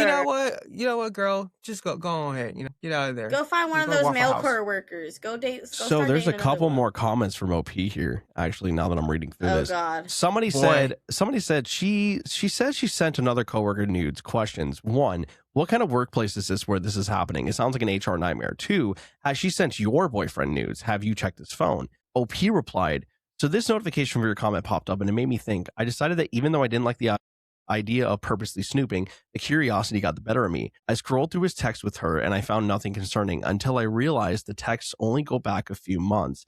I know for a fact they've been texting since she started working there 2 years ago. So I'm now worried that he deleted their previous conversation. I don't see any other explanation unless she got a new phone number a few months ago. What is he working at? Like Toys R brothel? What we at right now? Like what type of workplace is this? Hello? Like, excuse me? I'm sorry. Like, what? I don't understand. Like, I understand that workplaces get messy, but like they don't get Then you got that Randy messy. down the hall stealing chairs. He got arrested 2 months ago. Sorry. Oh my God. Not Randy. You leave Randy alone. Oh, he's already. Oh my God. Okay, so the last comment here from OP. So somebody said, your boyfriend cares for his work wife. I just hate that term more than you. The way they acted, touched in front of you, and your boyfriend sees something wrong with it. I think you have underreacted. Ask the question, is he worth it? To which OP replies, I was kind of just in shock because they did it so blatantly and everyone else was acting like it was normal. She was also super touchy with me and even kissed me on the cheek and hugged me a lot despite being our first time meeting. So I struggled with wondering if this is just how she is as a person. I know some people are very touchy and physically affectionate, and I guess that just made me worried I was being paranoid. I don't want to seem like the crazy girlfriend. I hate to break it to you, but you're definitely not the crazy girlfriend in this situation. Like, what? That's crazy. I'm going to keep my mouth shut. I know. I really don't mean this. I'm just gonna say this because this is funny, but like this is a terrible. I'm like, yo, hear me out. Wait a minute. I'm joking. It's a terrible situation. We're not gonna entertain that. We're just fucking around. Ignore it. Anyways, all right. Is she trying to like? There's either two. Actually, Velvet, say it. No, I can't. Please. I can't be the only one. Two guesses on what this could be. You already know. Come on. A. She's trying to get hella bestie with the wifey in order to, like have an insider scoop on to have to clear her name to feel like, oh, well, me and wifey are besties and she knows about me. So like she knows that anything that I mean isn't truthful. It's either that. Bring it. Yes. Bring it. Option B. Or option B is she's trying to get Eiffel Towered. That's what I'm saying. It's either Eiffel Tower or besties. She want to go to France. I don't know. This is cool. But if she's trying to get her passport, this is her trying to get her green card. Green card to the relationship. This is her trying to help a flight. That's crazy. She was kissing. Wait, no, that makes sense. She was kissing him on the cheek. Ain't that a staple? Like mwah mwah, like love you. Ain't that a staple? Hi, parlez-vous français? Oui. No. For the record, like it's a horrible situation. I would just hope and pray for the best for OP. Yeah. But anyways. So I have a question. Are y'all ready for the last story? I'm really scared.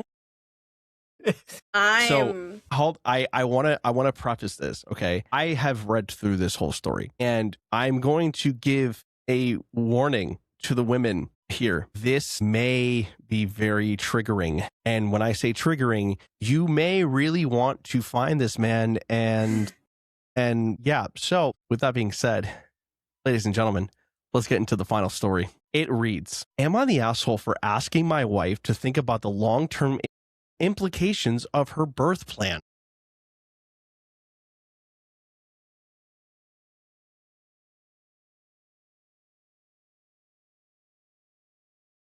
Hold on, I'm gonna scoot my chair in. Hold on. I'm not saying shit. I ain't saying. Hold on. I'm just sitting back. I'm ready. Okay, here we go. This is a throwaway because my friends know my main. I know dudes get ripped in here for posting their opinions about birth, but I think this is an important opportunity for my wife, and I'm posting because I believe the situation is nuanced and she's not hearing me out. My 34 male wife, Beth, 28 female, is 33 weeks pregnant. We're both very ready for this baby to come. My mom is super hands-on with my entire family. My two brothers' wives are very close with her, but Beth has just never really clicked the way the other two did. I'd be lying if I said it didn't bother me that my wife seems disinterested in getting closer with my mom and my sister-in-laws. For all 5 of the births of my sister-in-laws and my mom's 3 births, they were all unmedicated. It is clearly a point of pride for all of them at having done it naturally. My mom says she chose to do it because she didn't want me and my brothers born doped up, and she wanted to experience the full spectrum of becoming a mother. Beth, on the other hand, is very fearful of birth and has talked to her doctor about being medicated. I don't love the idea of the mother of my child being loopy and out of it at such a critical moment, but those concerns fell on deaf ears when I raised them. I felt very excluded during the discussion around pain management, and neither Beth nor our doctor were receptive to my ideas. My mom was asking me about our birth plan the other day, and I don't know why I did this, but I sort of just panicked and told her that Beth was going for it the all-natural way, like she and my sister-in-laws have.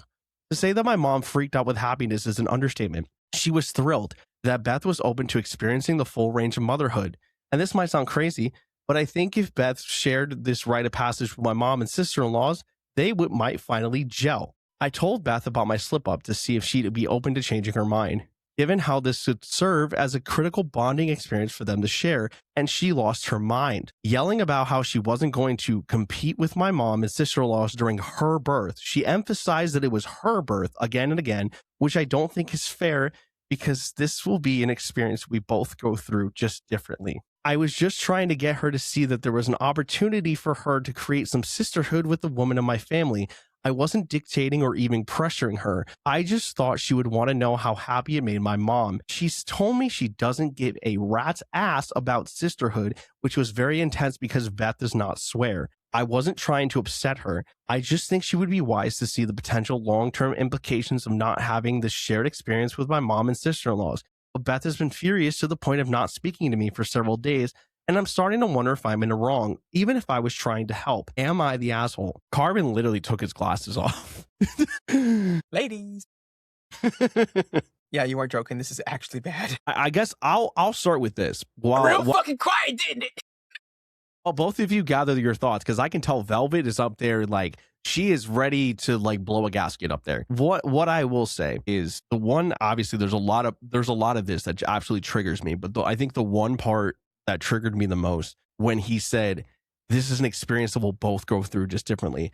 I'm sorry, my dude, but like you have no say, you're not doing any of this. Like this has nothing to do with you. Like, is it your kid? Absolutely. But this has nothing to do with you, my dude. This is what she wants to do. And if what she wants to do is she wants to do it her way, then you let her do it her way. You don't dictate. You don't tell her what to do.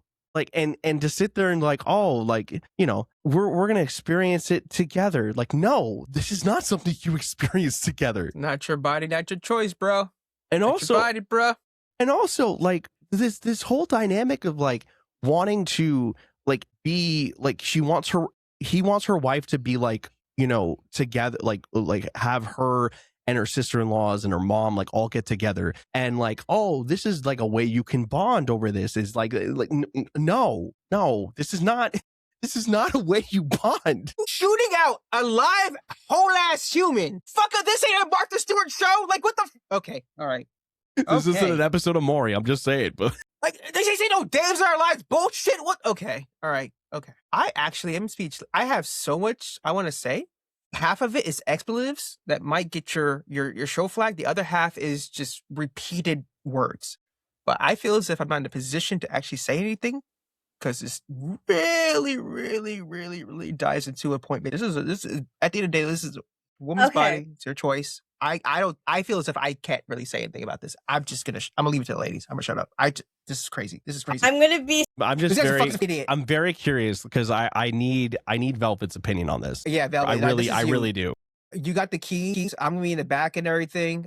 Just make sure to go to Wendy's before we go back home. Here, Like you're the Uber driver and we're in the back seat, like just sunglasses and everything. Okay. Yeah. Okay. So let's not talk about the baby for a second. Let's just talk about the soul relationship between a mother-in-law and a daughter-in-law. Because I understand where this relationship is standing. Not everybody is going to get along.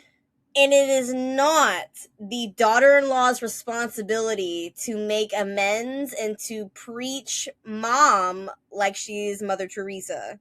And it is not the man's sole responsibility to make sure that happens. And I understand from a man's point of view, because I have been with men in the past who very much prioritize their relationship between their mom, himself, and the girlfriend. I understand where the importance of that relationship comes from.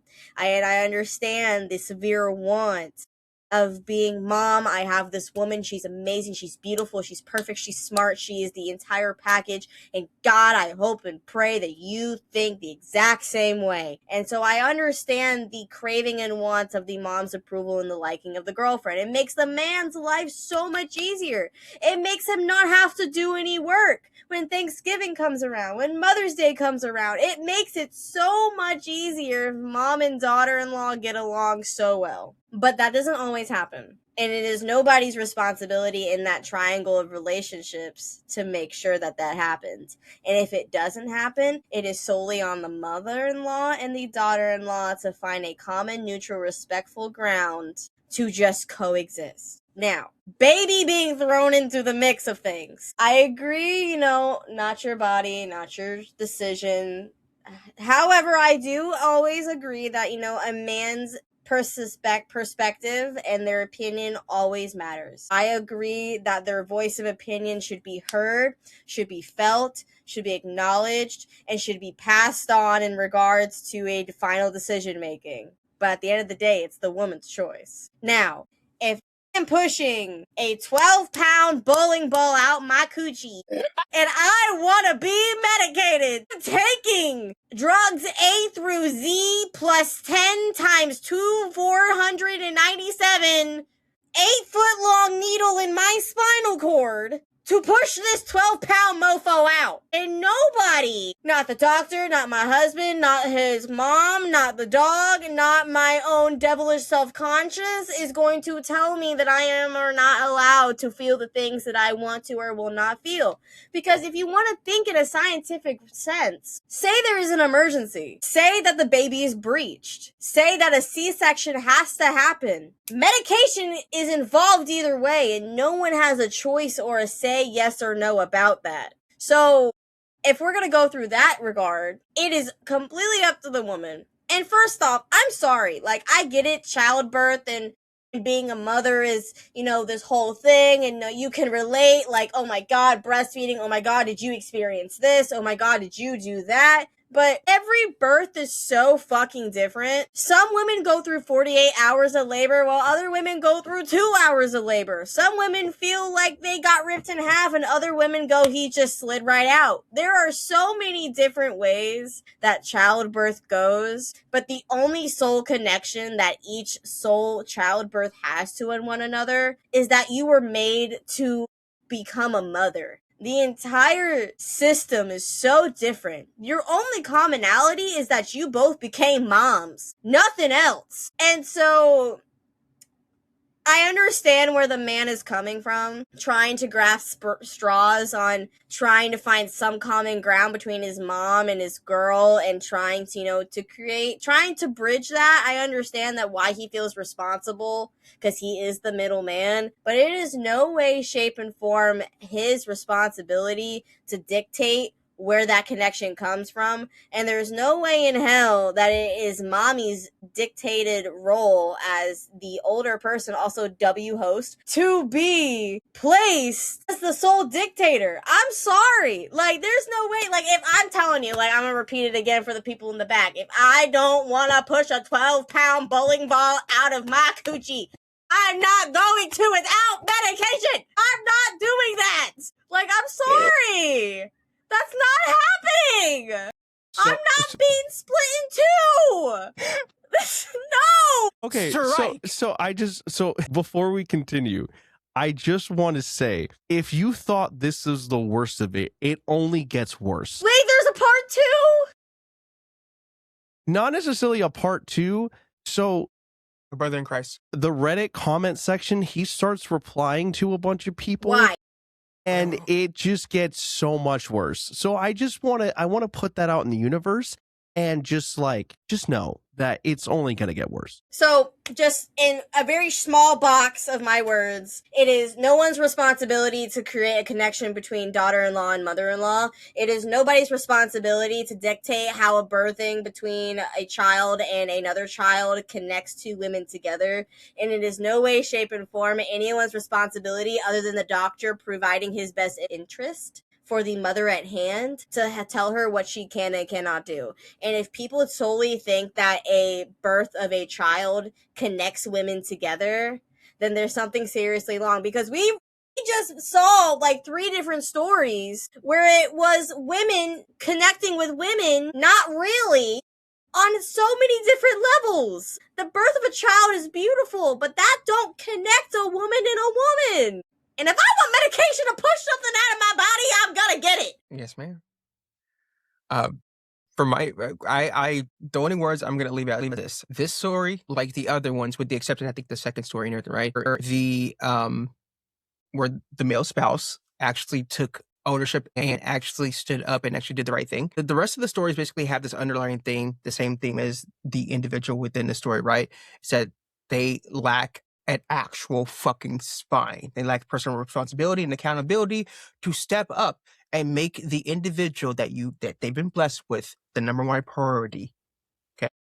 We can go to semantics about medicals, the connections and all stuff. And right at the end of the day, though, from my perspective as a male in this situation, is that he is failing to put his number one as a priority and what she requires. That's just it. There shouldn't be any question at all.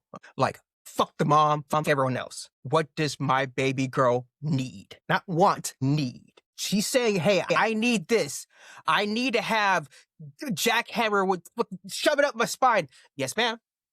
I'll be right here with some Ben and Jerry's and everything, holding your hand. I'll be screaming too. Ah! We're both be screaming there when they give me the epidural. I'm like, it's coming out. I'll be right there with you, right? I don't want to hear a damn thing from your mom. The moment she says something and everything, I swear my right hand to God and everything. I hope there isn't any baby power next to me, because I'm gonna shut up. Anyways, what I'm getting at here is the fact that, like, once again, this is another example, common theme throughout these stories, right? Hey, by the way, hi everyone, welcome in.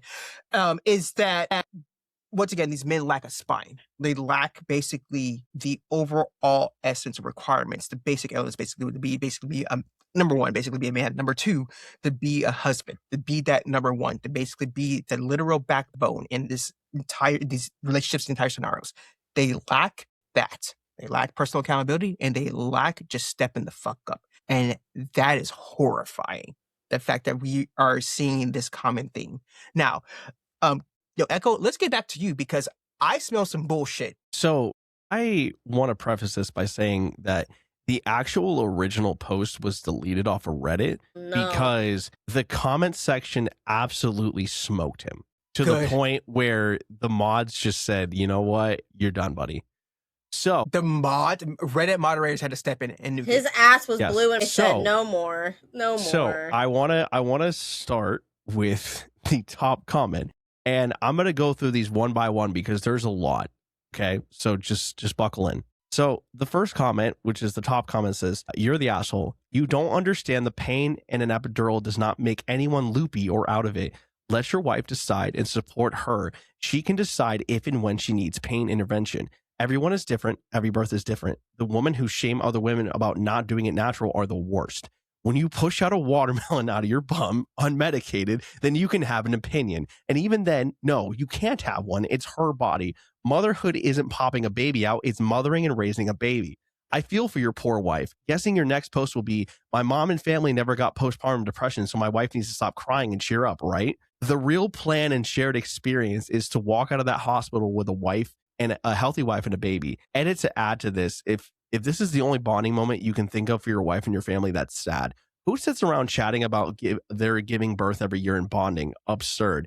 You guys are having a baby and will need to do your own parenting too, right? Your poor wife, this is going to go on and on unless you focus on your wife and soon-to-be born child and grow a pair to stand up to peer pressure from your family.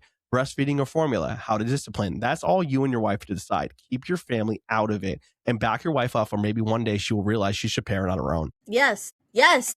Because I'm going to be honest, I'm going to assume this couple is married. I'm going to assume. Yes, they are. Okay. Yeah, assume married. Yeah, the whole shebang. Got it. If you are married, I am a firm believer, and you can disagree with me or not, I am a firm believer that if a man decides to marry a woman, that man and woman become one. It is not man, woman, and mommy. It is man and woman. And unfortunately, as hard as it is for mommy to swallow, that woman, the wife, the mother of your child, the mother of the 12-pound bowling ball that you just pushed out your body, triumphs over mother. Because she just gave you God's greatest fucking gift. Yep. And she is the dictator of what fucking goes. So, you want some help with the applesauce? We'll get you the applesauce. Mom might come second, but wife comes first with that baby. And goddamn it, if I want an 8-inch needle shoved in my spine to not feel anything from the waist down, goddamn it, I'm gonna get it if I have to put it in myself. That's just me. The question is, do we want to get to OP's first comment? Yeah, let me see it. Yeah, I want it. So he replied to this, and I hope y'all are ready. No one is shaming anyone. I'm just trying to make sure she sees the opportunity to join a club, so to speak, because the opportunity is unique. She joined a club by having a baby. She became a mother. The mother club. There's a whole holiday for it. Fucking your mom. Oh my god. OP's. I was gonna say something. Oh my. I'm losing it. D. I know you're a chat. Help me. Oh my gosh. Oh my.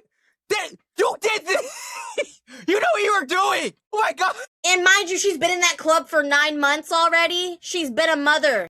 Since that baby was conceived, she's been a mom. So I think, hold on. I think the club he's referring to was when he said that she needs to go all natural, like because of the fact that his mother and the sister-in-laws went all natural. That is the club I think he's referring to. And then that's like a fake-ass club. Oh, I know. That's not a club. The real club is, like I said before, the only connection between birth to birth is that you became a fucking mom. There is no connection or reality or relatable or commonality at all. You became a mom. That's the club, and that's the only type of club that should fucking matter. Fuck how the child got there. It got there. We should join a Facebook group. Huh? The fuck? You all conceived the same thing. It's the same. It got conceived the same way. The club is still the same. It existed for 9 months the same way. That's the same ass club. The child was birthed. Same ass club. You became a mom. Same. Turkey baster, pee-pee. There's light in there. Like, made in a petri dish? It don't matter. It was still there. G-Splice, Deus Ex Machina. There's a kid involved. It don't matter. That's crazy. Yeah. That's not the worst comment. Stop it. Fuck me. All right, go. Okay, so here's the second comment. So the original comment that he replied to got deleted. So I don't know the background of what was said, but this is what he replied to it. He said, I don't think that's an accurate analogy. Women have been giving birth for thousands of years unmedicated. Pain management for surgeries account for something unnatural occurring. For example, cutting open a chest cavity. I know she's the one doing the work. I just feel like we are better off approaching as a team effort, so we should be aligned. If it's a team effort, you're feeling it with me. I'm sorry. No. I'll go in there and spread his cheeks. You better push a 12-pound bowling ball out your weenie at the same time in the bed next to me. me. Like, Hulk it out. Like, your weenie better be split in two by the end of it if we're really gonna be on the same page, feeling the same thing. Yo, I mean, that scene from, like, what, that one scene, Ace Ventura, when he calls out that rhino? Yeah, he's gonna be that rhino. You're gonna feel how your wife feels, motherfucker. What the fuck is... Game! There's no If you want a close second, put a birthing simulator on. Like, oh my gosh, I'm crashing out. Oh my gosh. Is it getting hot here? I need water. Oh my, this guy. Y'all ready for the next one? No. So someone said, you're the asshole. Your complete and utter selfishness is so overwhelming that I had to take a break while reading this post. Yeah. You and your wife will be experiencing this birth differently because you'll be sitting on your judgmental ass while your wife's body is forever transformed. You are a full partner in parenting, but regardless of what mommy told you, the hours you spend laboring aren't even close to the full range of motherhood, so take a seat. Give that man an Oscar. The comment from OP to this: I appreciate that we will have very different roles and experiences of the birth. All I meant was I am seeing the holistic experience as something we create together because we made this child together and will love this child together. Certainly we have different roles in the process. She's more the, oh gosh, oh no, it's this comment. She's more the quarterback and I'm more the coach. So I know she's the one working while I'm the one strategizing. I just want to say, let the record show, brother, you are not the coach. You are the freaking water boy. Okay. You have no part on this team. You are sitting your ass on the bench while your wife controls everything. If anything, she's the coach. She's dictating. I want water. Give me Ben and Jerry's. I want ice chips. Give me your hand. Go the fuck away. Like, she's the coach. I've been saying this all evening. This is what he just said right there. Validates weak ass men who can't lead. This guy is the biggest fucking coward. I feel so bad for her. Oh my gosh, this kid is so screwed. Oh my gosh, this kid is so cooked. This kid's cooked. Oh my gosh, poor baby. And honestly, in such a sense, the only thing he's been fucking worried about in this entire situation has been his mother. Milk! Okay. All he's been worried about is his mom. All he's been worried about is what his mom thinks, what his mom is gonna think, what their relationship's gonna be, and he's masking it with the thought of, I really just want to care for and want my wife to be a part of something. No. That's a good, yeah, Velvet actually right there, masking right there. I think also there's a degree too of just pure fucking laziness. I really think this, oh my gosh. I can feel this man's balls absorbing into his body. They're becoming ovaries. I can feel it. I can see it. Like, does it get worse? Please don't tell me it gets, please. Yeah, go. I'm just going to tell you right now that I'm leaving the worst one for last. Yikes. There's three more. My fact is he responding to all of these while his wife is giving birth currently? That I don't know. So someone comments, such a bitch. Says, you're the asshole. If you think someone should go through incredible pain in the name of sisterhood, get your family over and have them watch you chop one of your fingers off. You are not in any way, shape, or form giving birth, just differently. Your mother got to make her choice. Your sister-in-laws got to make their choices. Why are you trying to take that choice away from your wife? There's a reason you open this with, I know guys get ripped for asking these questions. They deserve it, and so do you. And OP's comment says, I know I'm not giving birth, but I will be experiencing it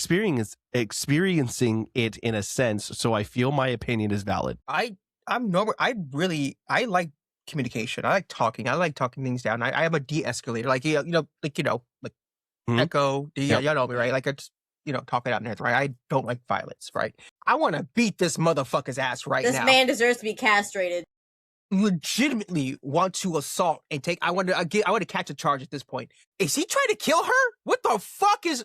My gosh, poor baby. I'm thinking of this baby. This kid is so cooked. Oh, this kid is so cooked. Oh my gosh. Imagine just coming out the world and your RNG for a father is bitch made. Oh my gosh. I need you to go and hug your fiance after this. I need you to go hug her and hold her. Tell her how much you appreciate her, even though I already know that you do. Yeah. But I just need you to hold her. Please, hold her for me, God damn it. Shoot, like give her a high five and everything. You take a shot. Oh my gosh.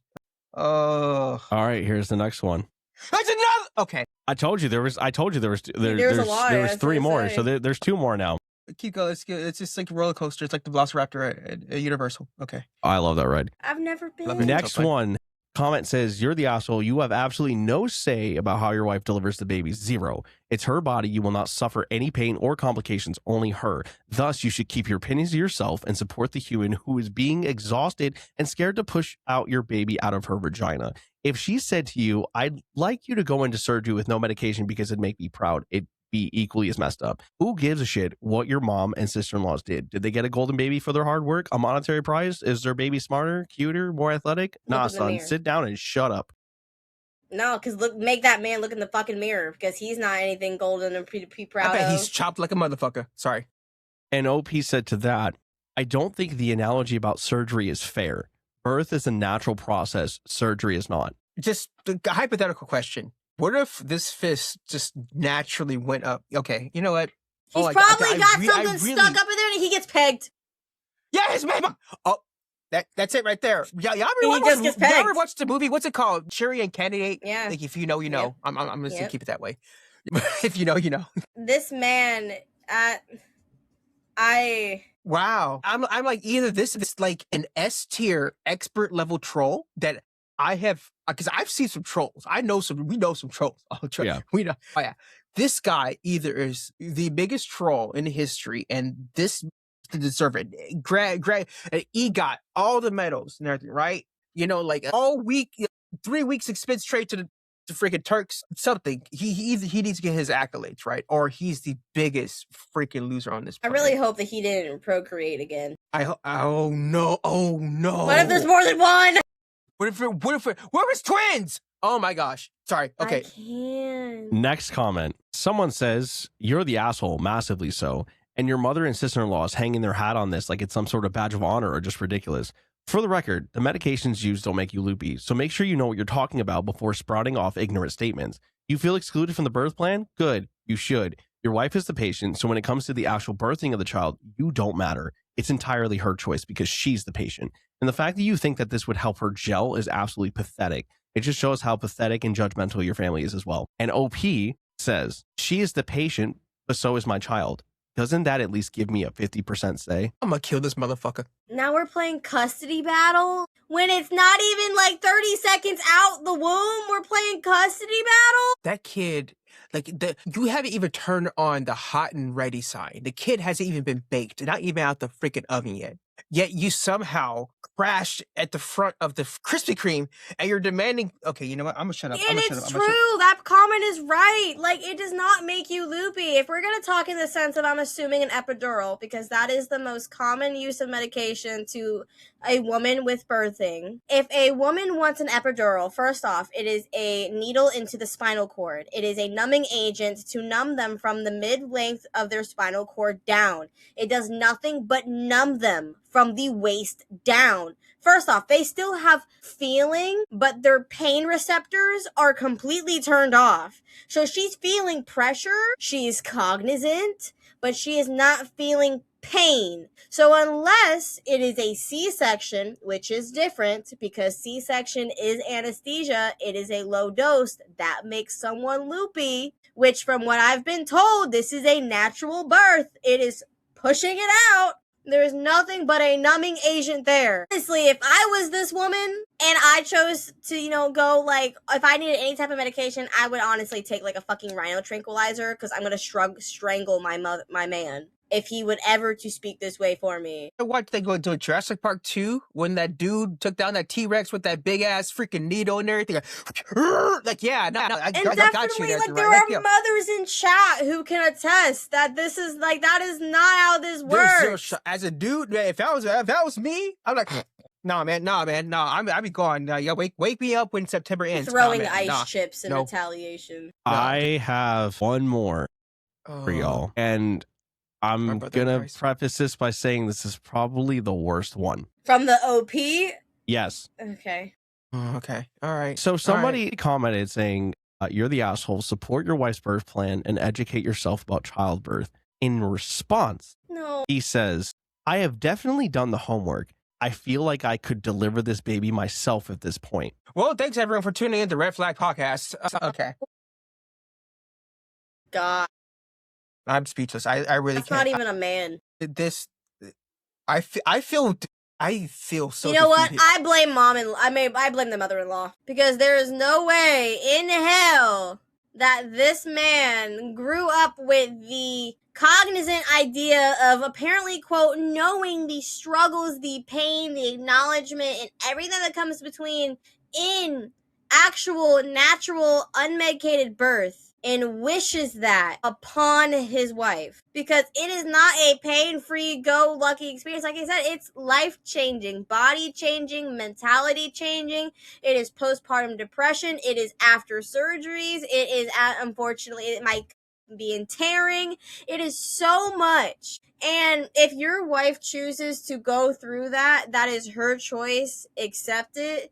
But if I was a man, there is no way in hell I would even wish a paper cut upon my wife. More or less, asking her to go through this just to make me feel better about my mommy's acceptance on my grandchild. Fuck no. Also, if he wants to go through it, absolutely, take my money, take my credit card, my will, my pension, my wallet. If he wants to go through it, here, do it. Take it. Be your supporter. Because there is no way in hell that as a woman I would wish childbirth pains and laboring upon my man.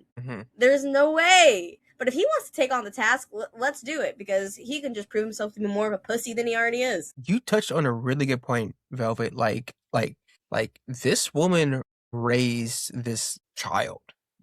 The man, OP, right? Who's responding? He's not even a man. He's a fucking idiot. He's an only boy. He's a child. Like I can't imagine. Now I'm thinking about Beth. I'm like, okay, how long was the relationship? How long have they been together? I can't imagine the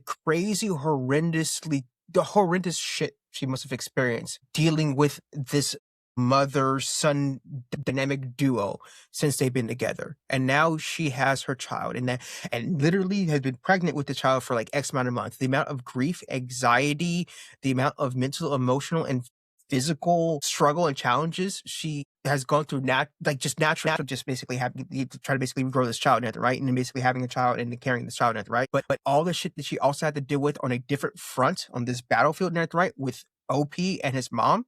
I can't imagine dealing with that stress and dealing also basically with the natural stress of basically like growing a child. That woman, Beth, is so strong. That much love and respect to Beth, but also, oh my gosh, she is facing an uphill battle. This man is too far gone. She's cooked. She's cooked. I can already see the secrets right now. Like it's straight up.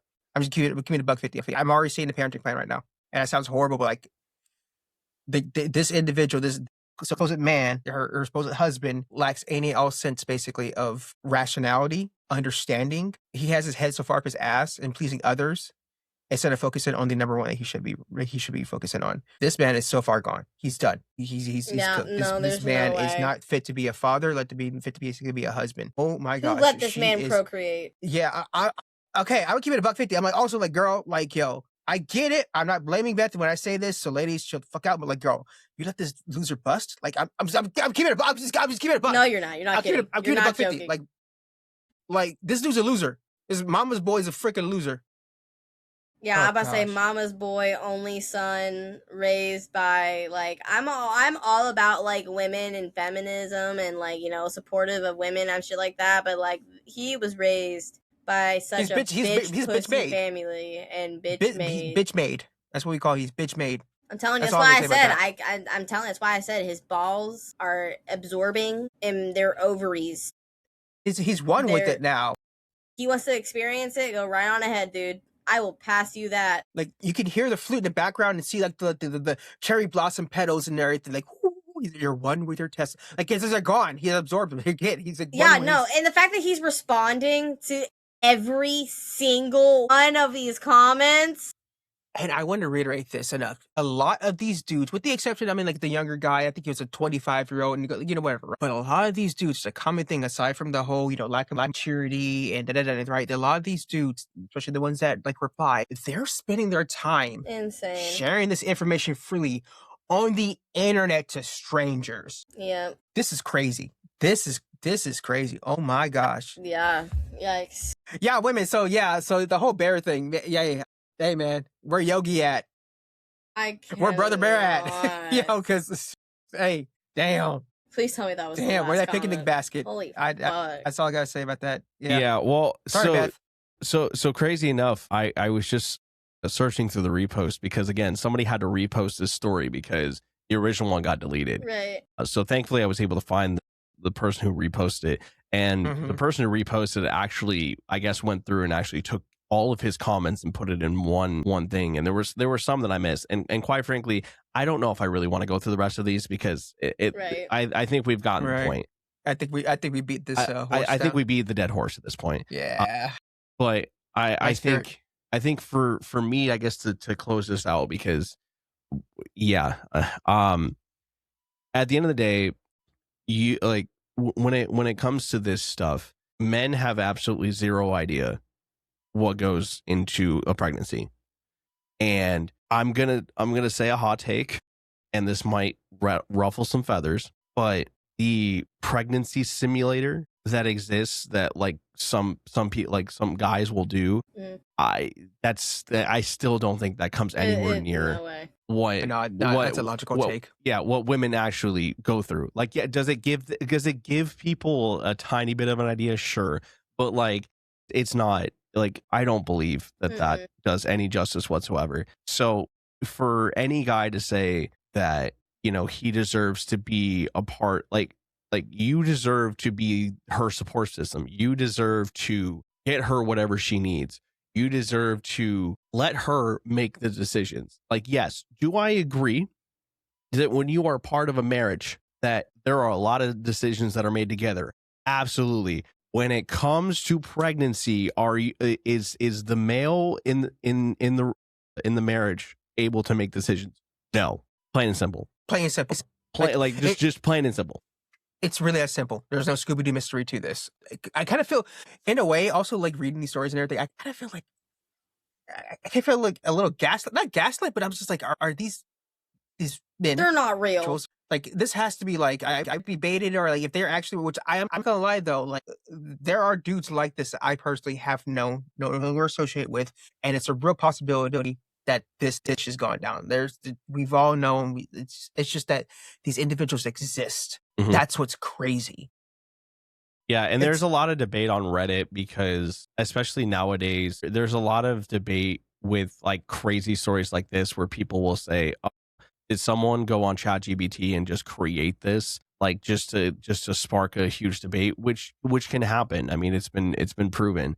But as you just said, I think at the end of the day, even if this story was fabricated in a lot of ways, there's someone out there that exists like this. And while we probably have never actually heard the real story, this could very well just literally be someone out there. And it's crazy when you go down the rabbit hole that is Reddit and just the things you see. It's crazy. This is crazy. This was an experience. It'll mess with your mind. Let me tell you.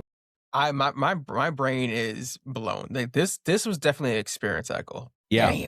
I took y'all on a roller coaster today. I'm gonna go to bed reflecting on the world. I'm like, it's a small I'm gonna world text my after mom, thank you. And yeah. My God. After this, I'm gonna go hug my wife. That's right, but you better go hug her. I'm gonna cuddle. Yeah. Gather all the dogs and her wife. I'm like, yo, hey, listen. Chat, if this doesn't tell you I know anything, she's probably still up too because I've been screaming, so I probably kept her up too, so she's probably pissed at me. I'm like, chat, if this doesn't tell you anything, if you're a guy, do better. If you're a female, also do better. In like so many different like aspects, like just do better. Don't turn in and be like one of these Reddit stories, because you're lucky it's a Reddit story and not a name dropping post. You're lucky you're on divorce court, not more. Because I would find every single one of you mofos in all 5 of these stories. At least you're in small claims court, not Judge Judy. You know what I mean? Exactly. That's a good one. That was my heat.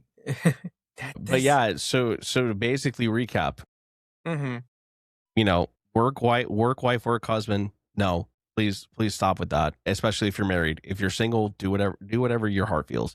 But if you're married, please stop with that nonsense. That's crap. Don't steal $1,800 office chairs.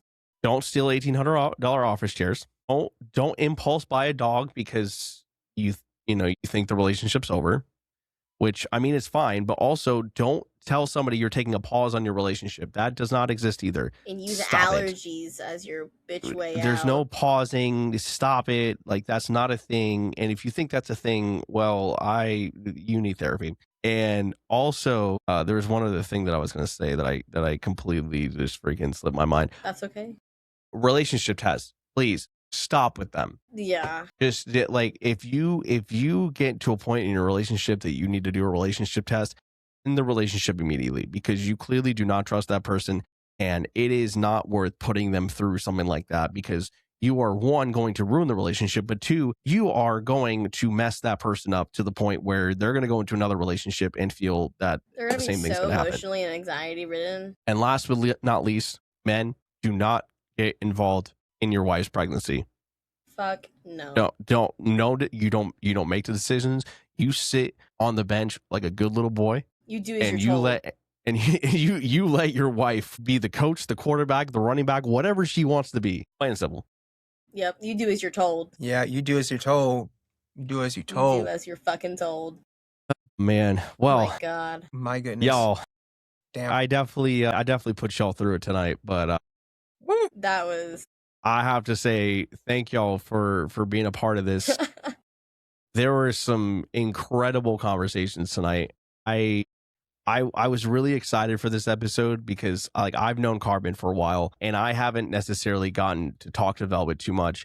So I was really excited for the dynamic, and yeah, it was awesome. So thank y'all so much. Absolutely. Literally, thank you so much. Like I told you the other day, I was like, I consider Carbon and you like such a dear friend. Like I would have not met Carbon without this like podcast and this fun retrospect. I was lucky enough to obviously meet you and your talent a year ago. So this went honestly so much better than I thought. I had so much fucking fun. If there's ever a season 2, please bring us back. And I claim Carbon as my partner. Like, let's just run this back again. Let's run it back. Nah, we're the crew now. That let's was run it back. fucking awesome.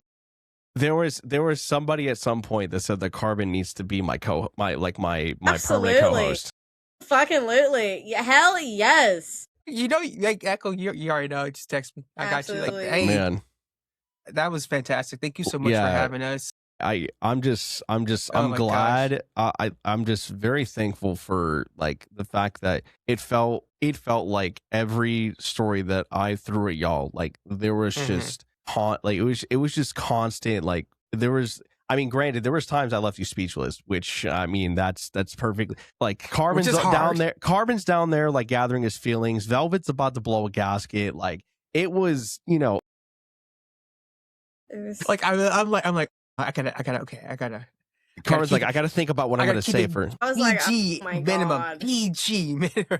God, heck no. Oh, well, ladies and gentlemen, that has been episode 4 of the Red Flag Review. Once again, to VelvetPanther, to Carbon, thank y'all so much for being a part of this. For anybody watching this video after the fact, I am going to have their socials linked in the description, so please make sure you go check them out. And guys, thank y'all so much for tuning in, and I hope to see y'all on the next episode. But until then, y'all enjoy the rest of your day, and I will see you soon. Bye-bye.